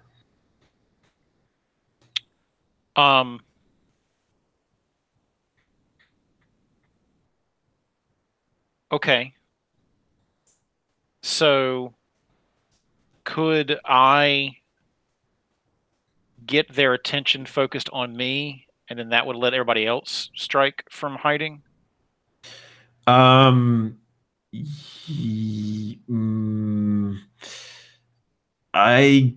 guess, Johann, how would you try to hide? What would your attempt to lie in wait look like? My attempt to hide would probably be to shapeshift into something very small. Okay. Yeah. So if you want to do that, we'll see how the shapeshifting roll goes, and if both of those go okay, then everybody else in the party is going to get a +1 forward in this upcoming engagement. So let's see how that goes. What does it look like when you try to be conspicuous? It's loud. Or what does it look like when Celia is trying to be conspicuous here, trying to be the one that stands out?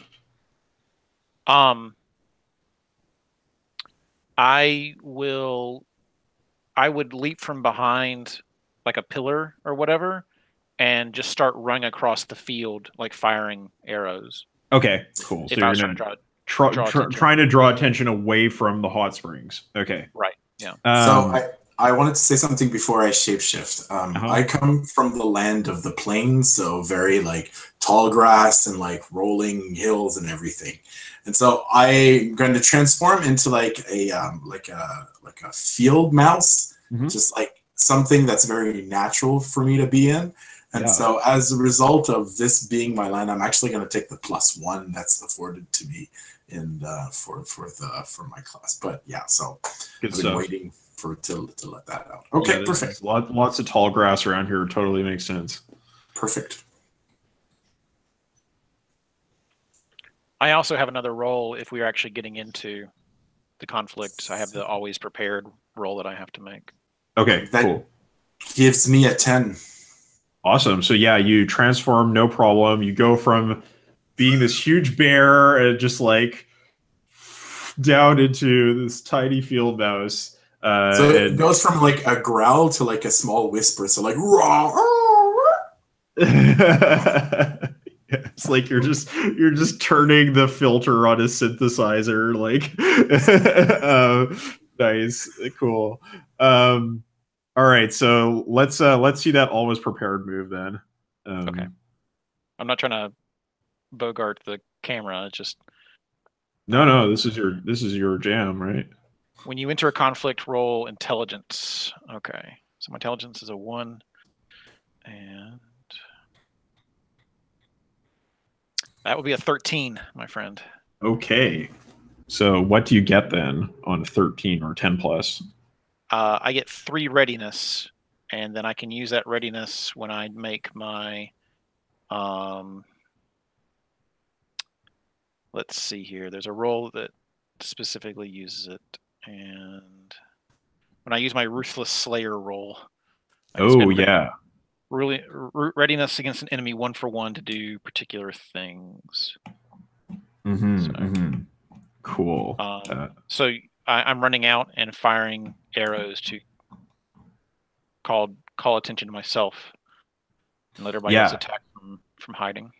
So this is like a kind of like a tactical maneuver, right? Like you have you're maybe like splitting their group. So like one of them's going to check out the hot spring, the other 3 are coming after you. And like they've all like gone down to a crouch, trying to get as much cover as they possibly can, but there's not very much available because it's just like a field. So there's some tall grass, but like there's still pretty opportune targets, right? So what are the rest of you going to do? Well, first, let's see the volley, and then we'll get everybody else to act. So let's see how your volley goes here, or Ruthless Slayer, I suppose. Which of these is the appropriate move? Volley right now. Yeah. Okay. And volley, when you take aim and attack at range, roll dex. Like I said, I'm sorry, this is my first time playing, so no problem. So my dex is a 2, and that is a 4 plus 2 is a 6. Oof. Okay. I take an experience point, I think. You do, yes. And it's up to you what happens, I think. Yeah, because you don't. So Ruthless Slayer does not activate here. Well, I could. Okay. What's the preparation gonna do for you? Because I want to give you the opportunity to avoid getting yourself in trouble if you can. Sure. I can take a 10 plus result in defying danger. So if you call me for me to defying danger, I can spend readiness to do that. I could ask you what my opponent's next move is and take +1 forward on that. Or I could strike with precision, dealing half of my damage and physically maim somebody. I haven't really seen them yet, so I didn't really feel like using that, right? Like I don't, right. I haven't, it didn't really seem appropriate for me to go ahead and, shatter someone's bone or slash an artery if I haven't even seen them in the darkness. Yeah. So I think maybe what this is like we kind of like rewind here, and you've basically predicted the split that they're going to make, and you can spend that readiness to get your +1, and then that would give you a 7 result, right? Oh, okay. So yeah. Rewind. I'll spend a point of readiness and then say, what's my opponent's next move? Yeah, and I'd say like they're going to split, and then that is what lets you make the shot, right? And then I volley, and I have +1. Okay, Yeah. thanks. I didn't quite get that. No problem. It'd be cool if you pull your string right before they split, anticipating exactly where they're gonna go. Yeah. Nice. Okay, so let me put my notes here. Preparedness 2. You have 2 left now. Yeah, exactly. So a volley of 7 says, impact the fiction accordingly with my clear shot and deal my damage. Mm-hmm. And you choose one of the was it 3 outcomes you can get there? I'll place myself in danger. Okay. So I get to do full damage, which is a d6 + 1. Mm-hmm. Alrighty, and d6. Let me track some HP here. I will re-roll my 3, and 5 + 1 is 6 damage. Okay. Okay, cool. Let me just check this out in terms of HP. Okay, so yeah, so you hit one of the orcs. Sorry, give it all away, but they're orcs. And hit one of these orcs, and it definitely like punches right into their armor. And you see one of them go down, like just collapse. And so there's 4 of them. So it's 1. Okay, and the other ones are like maybe it's like when you shot your arrow, like the arrow passing or like flying towards them, like kind of like parted the grass with like the trail of wind that was left behind. And they're like, over there. You hear them like shouting in Orcish. I don't know if any of you speak Orcish, but yeah, they're speaking in their language, and so there's 2 of them running over to you right now. So the rest of you, what do you do? I like maybe maybe this is Johern's move here because you're in the grass nearby. So you're a mouse. What do you do? So I try to get as close as I possibly can to them. Yeah. And like get right in between their legs and then shift into something big again. Like, okay. Yeah. Just throw them off, like completely just seethe as much confusion as possible. Okay. Remember, you get +1 forward on this because you because of the previous thing we did to set this up. Okay. All right. So let's go and let's go back to a bear. I like bears. Okay, so yeah, so like let's see how the roll goes. What is this? 13.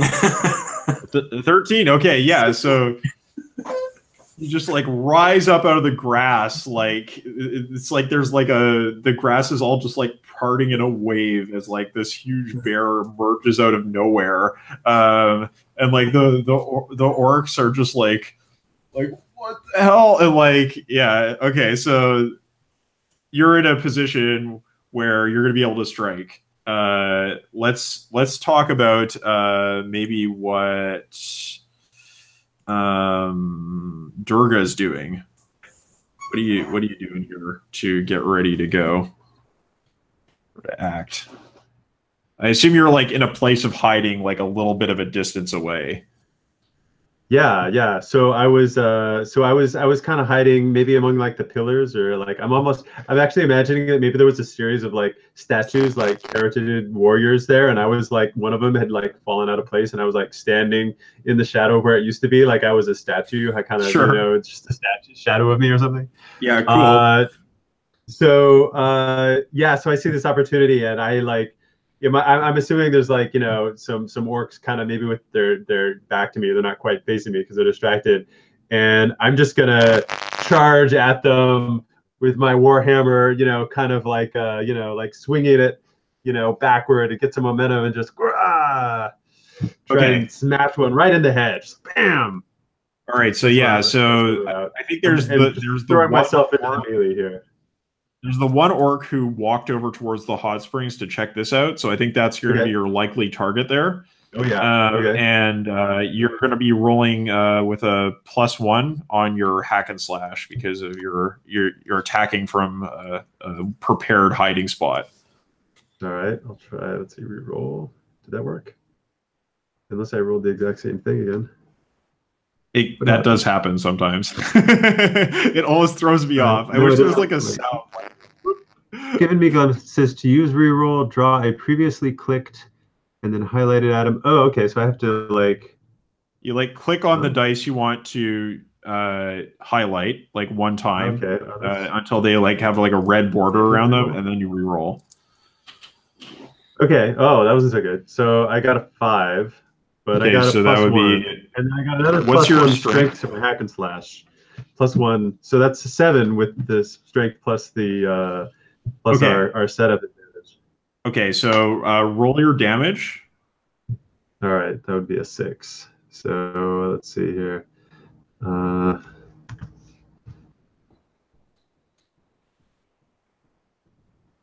right, hey, 6. All right. Nice. Yeah, so good stuff. And now you're gonna roll an I believe it's another... And I got my forceful hammer. So now you're gonna roll another D6 for their damage to you. All right, right on. So let's see then. Try the reroll thing again. 5. Tit for tat. Okay, so how much armor do you have? I got a 1. Okay, so they're going to do 4 damage to you. Okay. And you're going to do... Okay, so... Or, sorry, actually, it's they're rolling a d6 -1, so they're only doing 3 damage to you. Okay.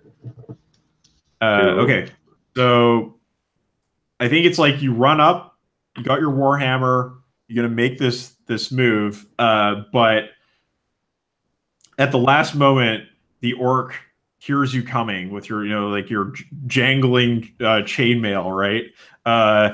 And makes a step to the side, and the probably your warhammer catches him on his shoulder, but he gets a sword scraping across the front of your chest, kind of slashing at your chainmail. So yeah, so you're kind of caught up in a melee with him. So this is a good opportunity now for Marlowe to maybe come to your aid. What are you gonna do here?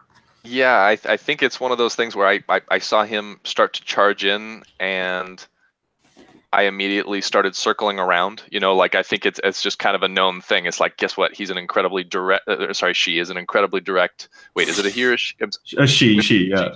Yes. Incredibly direct fighter. Goes in just swinging, and so I think I know when I see that to circle around towards the side or the back. So my goal is to sneak up on them and shove my rapier through them.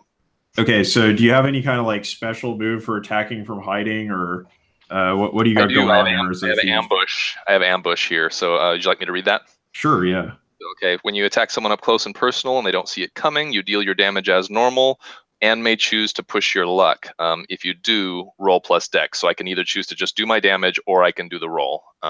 Okay, so let's see the hack and slash first, and you're going to get a +1 on that to start with. Is it okay? If this applies, then hack and slash doesn't apply, right? I mean, it's one or the other, isn't it? Oh, okay. It's not like you do your damage roll and then you choose whether you want to push your luck or not. Right. It's I have to choose up front whether I'm going to just straight do damage. If you're saying it's from hiding, if it's from hiding and it's then it's not hack and slash, and I can either just straight do damage and roll that, or I can choose to roll dex and possibly get bonuses on it. And with the way that I think it's already been done, I think I'm just going to roll damage if that works for you. Yep, go for it. Hack and slash with a +1 from your preparation. I'm because I'm confused. you're ambushing them basically. Like we established that before, so it's. But hack and slash doesn't apply in an ambush, right? I mean, if you've got no, I mean, you just.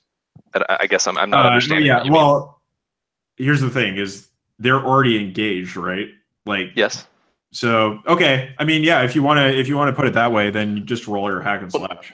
No, I don't want to like change it if that's the way you want to do it. I was confused about what was happening. I thought it was sneaking up on them, and I think the ambush overrides the hack and slash in this situation. Yes. Yeah. So you decided to make an obvious attack instead of.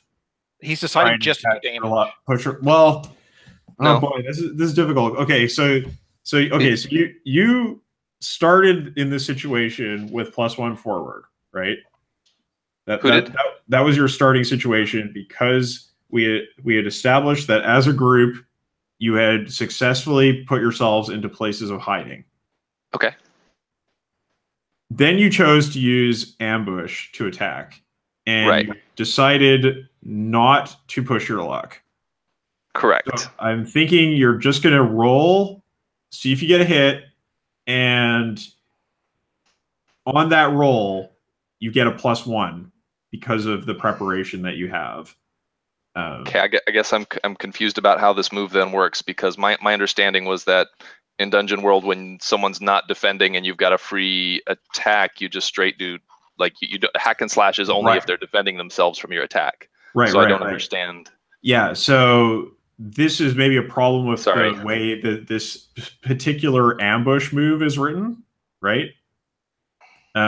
Because that's true, right? Like if somebody's completely unaware and you attack them, you kind of just kill them, right? Or you just do your damage.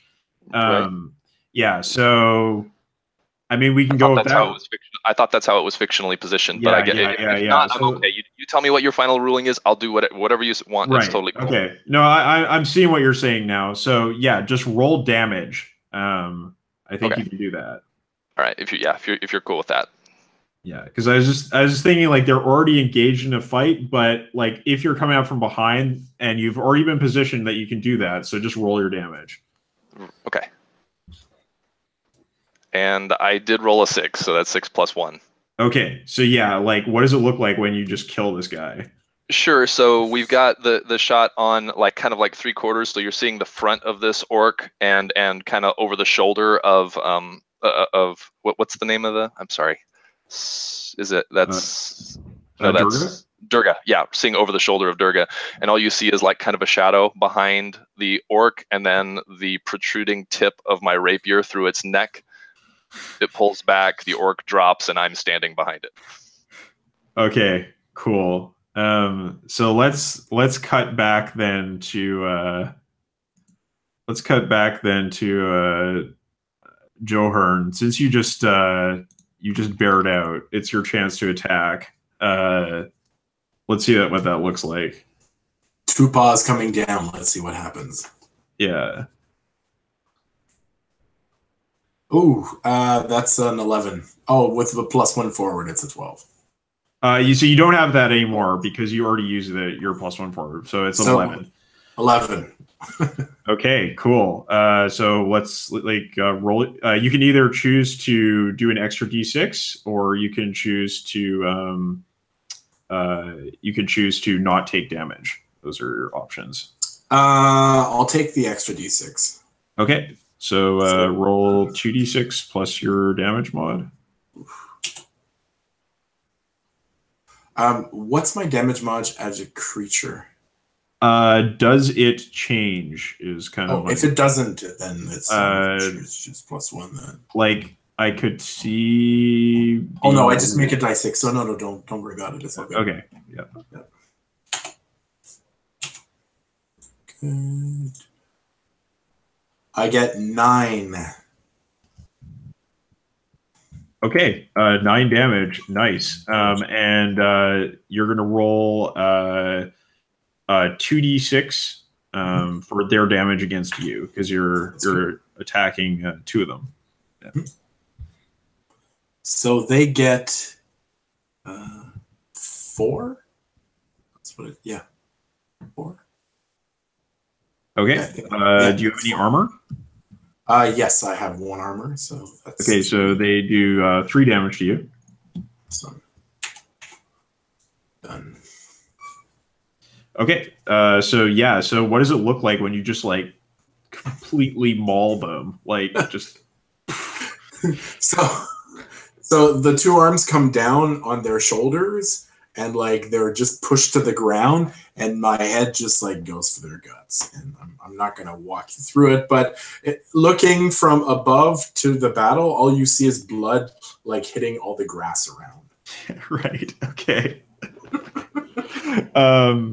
So Celia, I think you notice as this scene of carnage is happening that the orc you previously shot is trying to crawl away from the scene of battle. What do you do?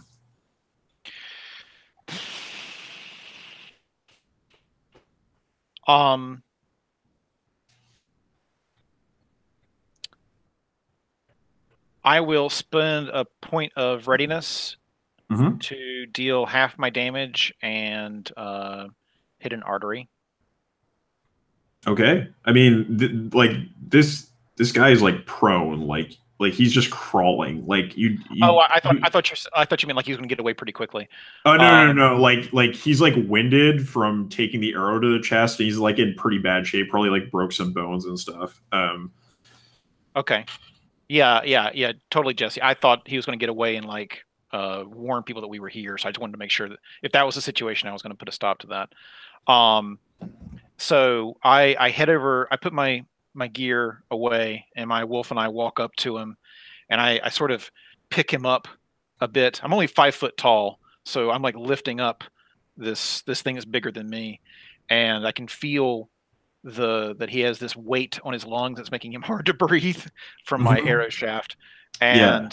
I'm like, how many of in Orcish, how many of there are you? Where is your camp? Yeah, and he okay, so I think this is going to be a parley roll to convince him to spill the beans here. Okay. And I'll give you a, well, no, I mean, I think it's just like you have the means to parlay because you basically have his life at your mercy, right? So let's see how this roll goes. Okay. It says to give them a reason, which I've given them. Yep. Roll charisma. Okay. So my charisma is up here. Charisma 0. All right. Just a regular roll. Mm-hmm. An 11. Wow. Okay. Yeah. So he just like he starts coughing, like really labored, sort of like weak coughs, and he says, "I'll talk. I'll talk. Just let me catch my breath." So I let him down so that his lungs can work better. Yeah, and he says, and like probably like points to like an emblem that's like crudely like painted on his pauldron or something. Is like, "I'm with the severed eyes. Came here to find something. It's some kind of artifact. There's about 20 of us all told here. You've taken down a few, I assume, some of my comrades."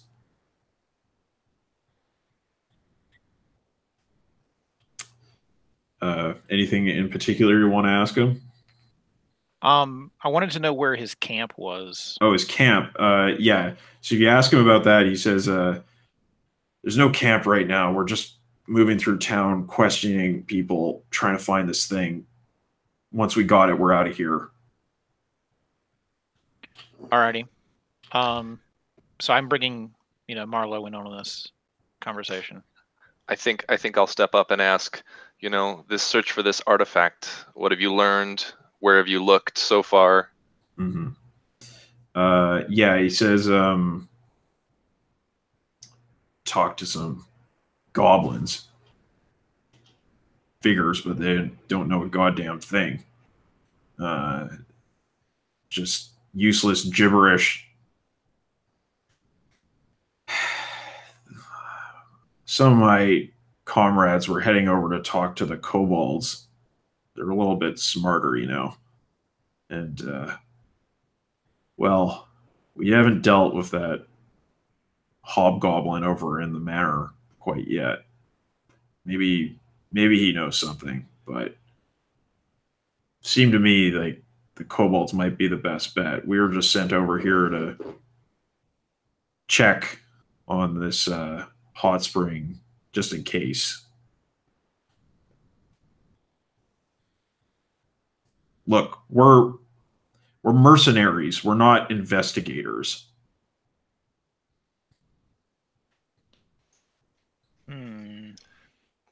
Do we get the sense that this is really all he knows?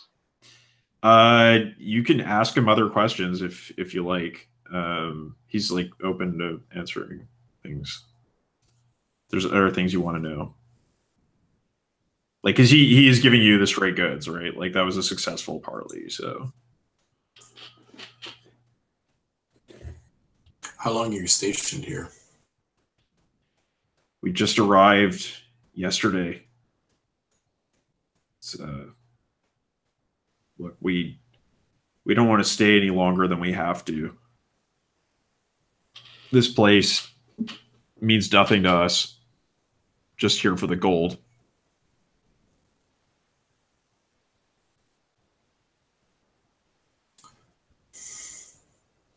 And how many creatures live here normally? You say there's 20 of you. What about the people who normally inhabit this place? How many have you found?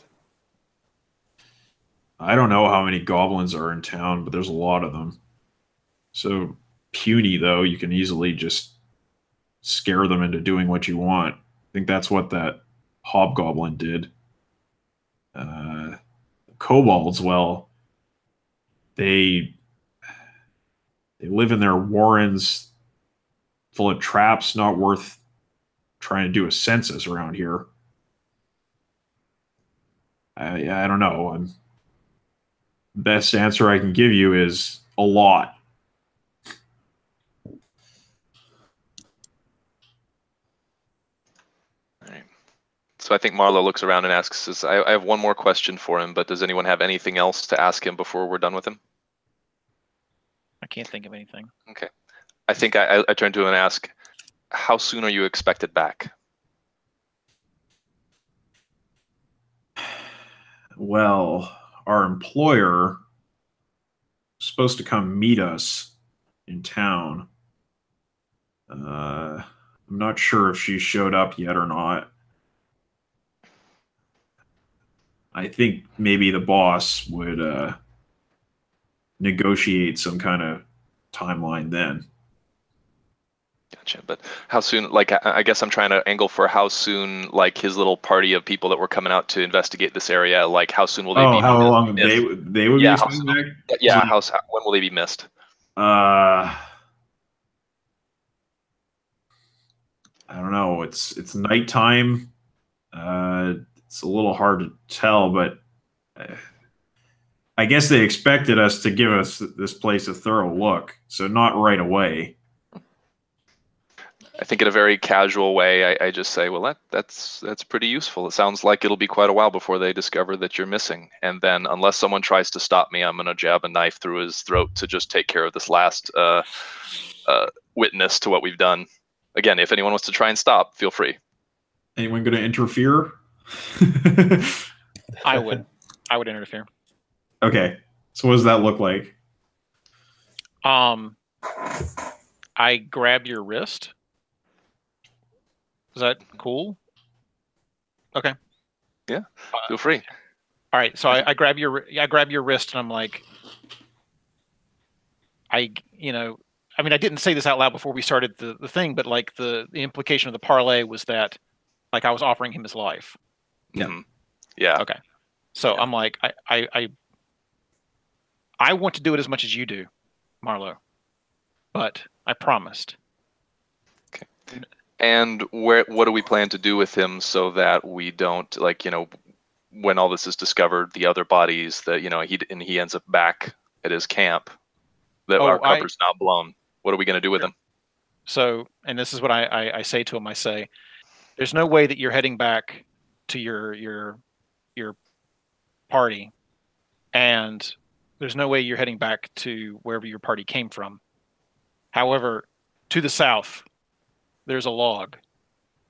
Cross that log, head into the woods, avoid the hungry wolves, and stay away from the acidic tower. This is I don't trust him. Right. I have a better way. Hold him for a moment. Okay. And I want to cast this spell. Okay. I want to. So I have a bestow curse spell, and I want to use it to bestow amnesia on him, so he doesn't remember anything that's happened. And I pray to Freyma that these people have come to defile this town, and that there is this temple that I must go, and it is this holy quest to see if Freyma's temple has been cursed or not. And so I call upon her power to save this person from us having to kill him, and yet also from interfering. And so this will be protecting the innocent, doing honor, and an attempt to save her temple. Okay, let's see how Freyma responds. All right, I'm gonna do the roll. Let's see here. Oh well, I got a 5, but I'm +2 wisdom, so that bumps me to a 7. Okay, so what's the deal with mixed result on this move? What does that look like? Let's see. So bestow curse. Oh, this is fun. You'll love this one. A foe you touch has their armor reduced to 0 or struck by a supernatural disease, by blindness, or some other affliction for... Oh shit, it's for a few minutes. Well, that won't help us then, actually. This isn't... Okay. I didn't read the fine print of my own spell. Oh, no. Freyma. It only would have been for a couple minutes. Anyway, but the risk is you also suffer the effects of the curse. Oof. Okay. I'll let you handle it. Anyway, now we know it only lasts for a few minutes, so this is actually not so good in this particular circumstance. Okay, but, so anyway, well, this is really interesting because, like, maybe you're assuming this is going to last longer than it actually does, and yeah, you maybe go down to touch him on the head or something with your fingers, and there's just this look of blankness that passes over your face, as the two of you share this look of complete lack of recognition. And so what do the rest of you do after this weird ritual is taking place? I actually have a question then. I have a question for you, Walter, about your character. Have we, as a party, ever seen you do this before? Or is this the first time we've witnessed this? Yeah, I think you've seen me do this before. I tend to use bestow curse as a way of sort of retribution. My favorite way to use it is when someone is doing something to someone I kind of use, when someone is harming an innocent or whatever, I like to do the bestow curse to make them feel something about the harm that they're inflicting. I like to do kind of poetic justice sort of uses of it. Mm-hmm. Cool. So how do you react then? It's obvious that both of them have been sort of dumbfounded by this. Yeah, I think at least for me, it's an eye roll because we've probably seen you be afflicted by these things before, occasionally. So it's just an eye roll, and I think it come up and tap you on the shoulder. I'm like, come on, let's get moving. And then it's okay, are we gonna just point this orc in a direction and have him start walking, or what are we gonna do? How do we want to handle this still? Do you want actually? Oh, I know. So I walk over from whatever mess that I left over with bloody paws, and my face is all covered in blood, trying to wipe the guts off of it. And so I see what happened or I see the tail end of what happened, and I nudge the orc towards the river, and I keep nudging him from like the back of the head. Just keep pushing him onto the river until we get close enough, and maybe push him onto the log and set him across the log. Okay, yeah, he's just kind of like stumbling around, like okay, yeah, and like you maybe he like almost falls off the log into the river, but then like manages to sort of like drunkenly continue moving. And you see him sort of disappear off into the woods, and then like you hear like the sort of like growl of the other bear. Like it's not clear whether he survives or not. Nature just found balance again. Yeah. So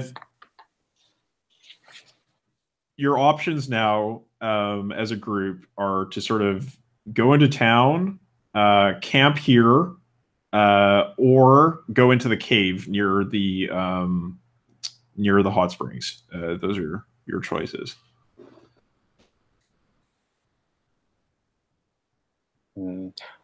So I'm gonna at this point I feel like there's an awful lot of options, and I'm gonna try and commune with my deity for guidance on like how can I do something that will either help protect some innocence, right? That's what my deity is all about. Or I have in mind that like finding the temple to like see if there's any way to protect it, right? So this is kind of what I have in mind, but I use my commune with deity. So the particular move says when you petition your deity for guidance on something that pertains to their domains, you are granted some useful knowledge or a boon. The GM can tell you what.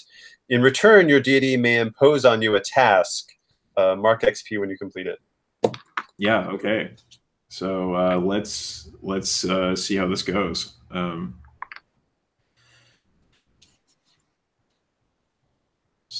Rolling with wisdom, I assume.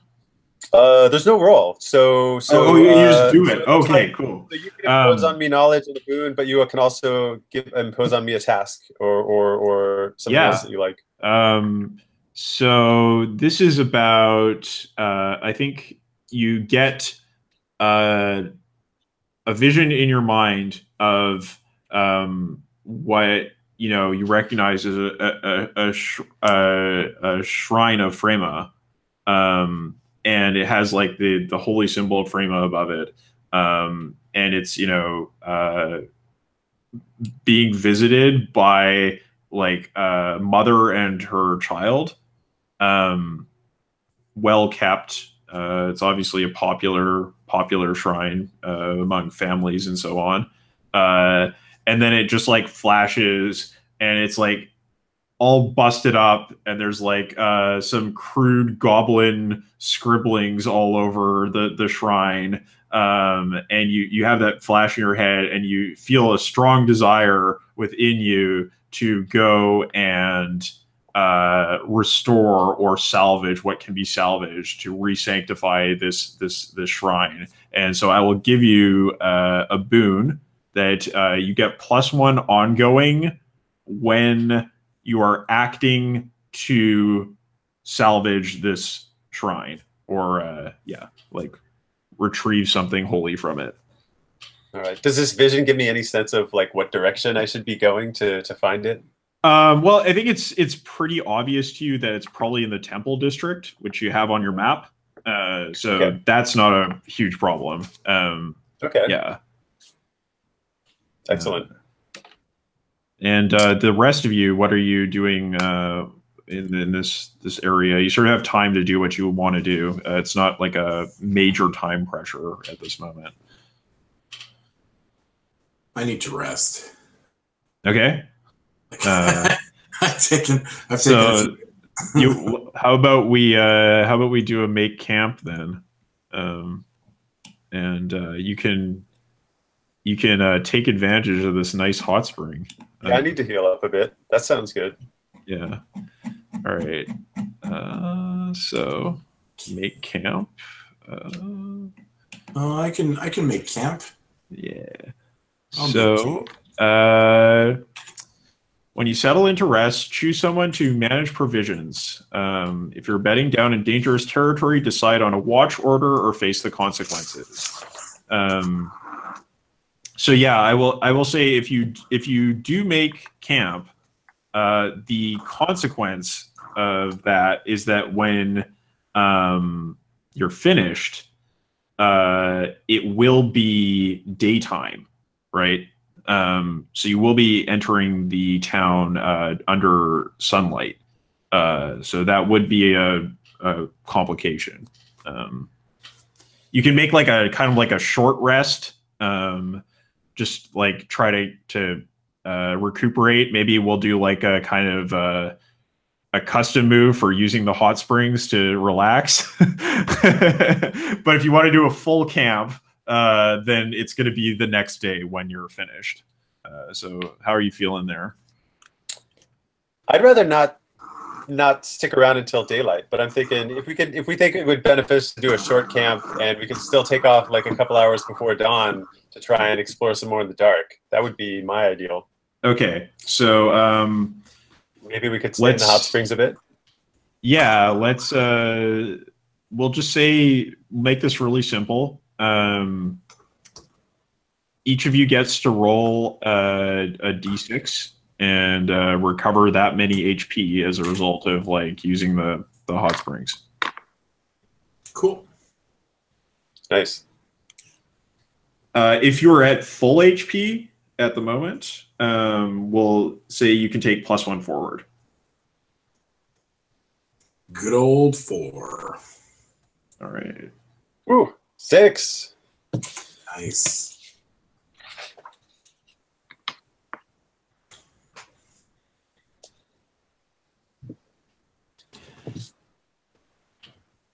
All right. And what does it look like when you're all sort of lounging about in the hot springs?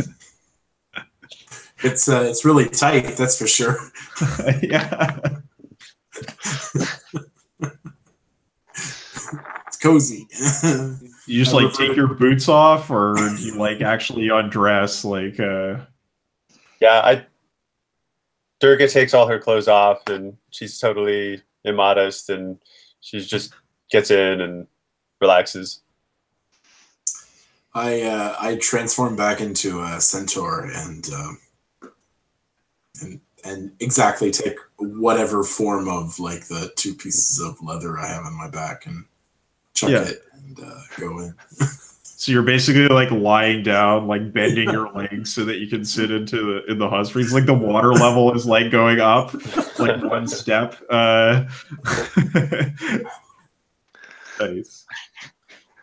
Yeah, I think I'm off to the side of the hot springs, you know, just kind of on one of the edges, and like I see, you know, I mean, we got big old centaur just sitting there. I think I'm occasionally like picking up a pebble from like, you know, just you know, arm's reach out there and maybe chucking out and trying to like hit him off of the antlers of the guy, and then looking like I hadn't done anything, you know, if he looks over.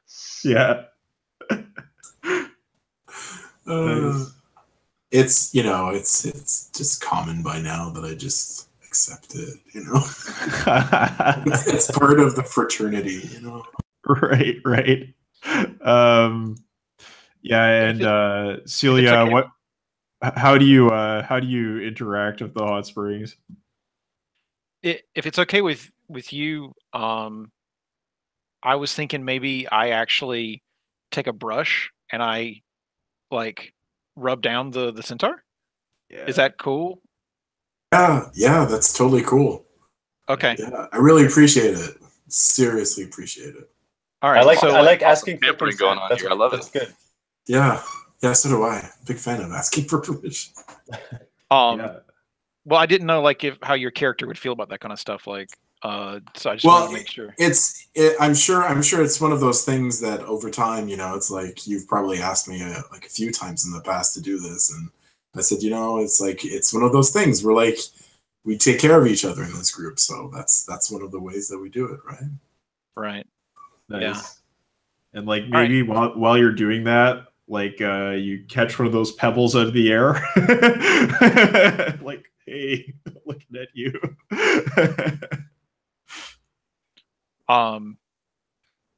Do you? I assume you would not be wearing horseshoes then, right? No. That's All right. metal. First of all, that's metal, and second, it would feel so wrong on me. Right. So I guess I'm checking your hooves and stuff like that for you too, and stuff. Oh, thank you. Wow. Nice. I like it. And how about like your wolf? Do you think you have it like on patrol around the area, or? Yeah, when I'm taking care of, is it Jurgen? What's your character's? I'm sorry, I haven't learned your character's name yet. Like Johan or Johern? Johan. Yeah. Yeah. So when I'm taking care of Johan, the wolf's on patrol, and then we switch out when that's over with. Gotcha. Nice. Does your wolf end up then when you switch out? Does your wolf end up coming into the hot springs? I'm imagining. I have a moment, and you tell me if this sounds good or not. I'm just imagining a little moment where I'm like winding up to like chuck a pebble, and all of a sudden your wolf jumps out and like right in front of me, it like just lands right and just like splashes me, and I'm just like sputtering and stuff. Just kind of getting some comeuppance for. And yes, I think he actually does it because he likes you. Nice, I did it. Oh, nice. Yeah, so I get that like unhappy, like sputtering look, but then I reach over and just like, scritch him on the back of the neck and stuff. Yeah. Right, which bothers me because like it was just for the longest time it was just him and me. It was just him and me. So interesting. I like that. I'm a little jealous of it, but gotcha. Anyway. Cool. All right. Well, I think you only make your recoveries. And what do you want to do next? Do you want to go into the cave or do you want to go into town? And I think we'll just kind of make that decision and then like start wrapping up the session there. Tell me more about this cave. I can't remember it in the so like the hot spring is kind of like up on a bluff, and then there's like a sandy side running down towards the river. And in that sandy area, there is a cave that's like been kind of like, I mean, it's not clear why it's there, but it's there and kind of conspicuous. This is something we found on the Discern Realities. Okay, that was something that I missed then. Yeah. So I would say, if I lived in this town, and I shudder when I say it, if I lived in this town, and I had this valuable thing and I wanted to hide it, I wouldn't hide it in town. So I would recommend going into the cave. That's all I have to say about that. All right. While we're here, we might as well go in the cave and check it out while we're here. And then I'd like to go to the temple next and see what I can do. I feel I have this need to go and check on the whatever may remain of Framus Temple. I totally agree. Yeah. So if you go into the cave, it's as you enter, you notice that it starts to become warmer and more humid. Seems like maybe the spring is flowing into this cave somewhere, and there's like a little bit of steam, and you can see like mineral accumulations against the side of the cave wall, sort of like different colors, like oranges and like kind of rust colors, and also like blues and stuff. I assume, like, do you go in with a torch, or how do you enter? You gonna go in the dark, or are you gonna go? Yeah, if it's dark, I'll light a torch from my adventuring gear. Okay, so you spend one adventuring gear to have a torch, and you come into the main cave itself, and yeah, there's like pools of warm spring water here and there, but what is most conspicuous is as the light of the torch enters the room, you see it reflected back at you, and you notice the bronze scales of a dragon and it turns to look at you. Oh shit! And I think we'll leave the session there. End the session there.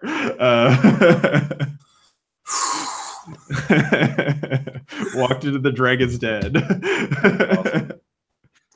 That's what I was worried about, but I was way into it. I love it. That's fun. Yeah. Okay, cool. So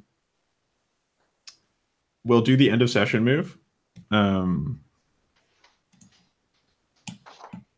This is not under basic. End of session. So when you reach the end of a session, look at your drive. So did you take drives? Yeah, I took a drive. What did I take? Okay, so I probably should have taken. Yeah, let's take a look at was it on the character drives. sheet? Oh no, It's on- no, I didn't take it. You are listed as I have an impulse for my divine. you can agent, sacrifice so I to think I have follow a the drive. precepts of your faith. Let's see. Oh yeah, my drive. No, I have a dedication. Make a sacrifice. Yeah, to follow the precepts of your faith. Okay. Yes. Cool. So everybody, look at your drive. If you acted in accordance with it, you mark XP. Are orcs an unnatural? I think that's something we can decide. What do we feel? Do we feel it's natural or unnatural to be an orc? Ooh, I feel like our druid and centaur should like have impact, like say on this. Yeah. I think they are. I think they are natural. I don't think that this is their right place. That's all. Okay. I like yeah. that. Fair. I endangered myself, but not against an unnatural enemy. So. Okay. Right. So that's interesting. Maybe we should.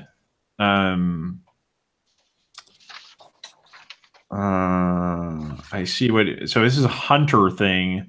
So I wonder if that's supposed to be like a civilized threat, or what that might mean, or if it's supposed to be like an actually like extraplanar or like magical creature. Interesting. So let's leave that for now. We may perhaps bring that up relative to the dragon. Sure. And you reminded me of my background ability, which I didn't use either. So. Okay. Yeah. So cool. Yeah. No, that one's a really good one, actually. Okay. So how about did Durga? For which? So which of these are we looking at then? So is our The drive one of them? Drive. Yeah. Drive replace the bonds. So would it's our fates replaced our bonds, but our drives are still normal. Okay. Oh yeah. Look at your drive. If you actually reported Marcus P. So the best thing I could think of would be casting that bestow curse amnesia to try and influence that goblin, and obviously that had some ill effects on me too. So yeah, I think it's fair. I think you can mark an XP for that. It was kind of an accident, but I think you did take the consequences. So yeah, there was a risk, right? Yeah.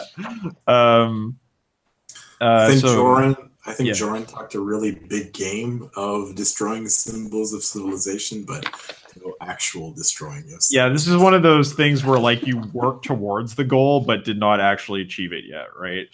Exactly. And avoid detection or infiltrate a location. I think you did that, right? You did that sneak up? I think so. Yeah, I think that counts. Yeah, makes sense. Okay, cool. So XP for that. Then look at your fates. So if we resolved any of the fates, then we get to mark an XP for that. But I don't think we've hit that yet, right? I think it's probably going to be next session where you actually get into those.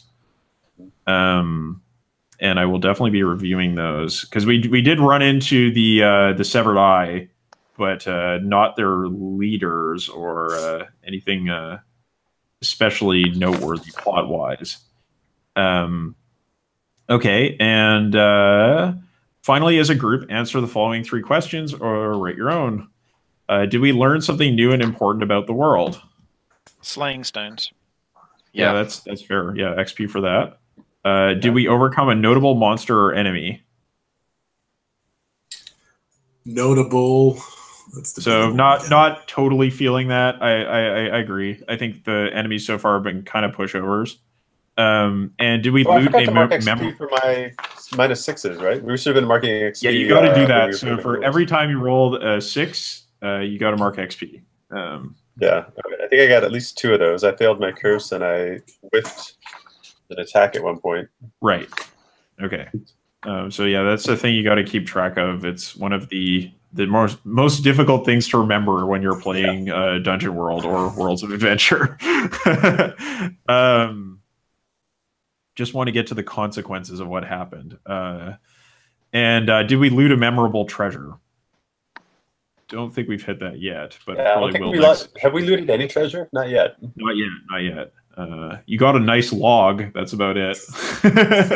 Marlo saw some treasure that he might want, but has not acquired it yet. Yeah, totally. Didn't loot it, but he spotted some. Yeah. So I have this contract that says whatever I find is mine. So yes, you work towards that goal certainly. Show that to the magister wherever you go. They'll be like, oh, okay, fine.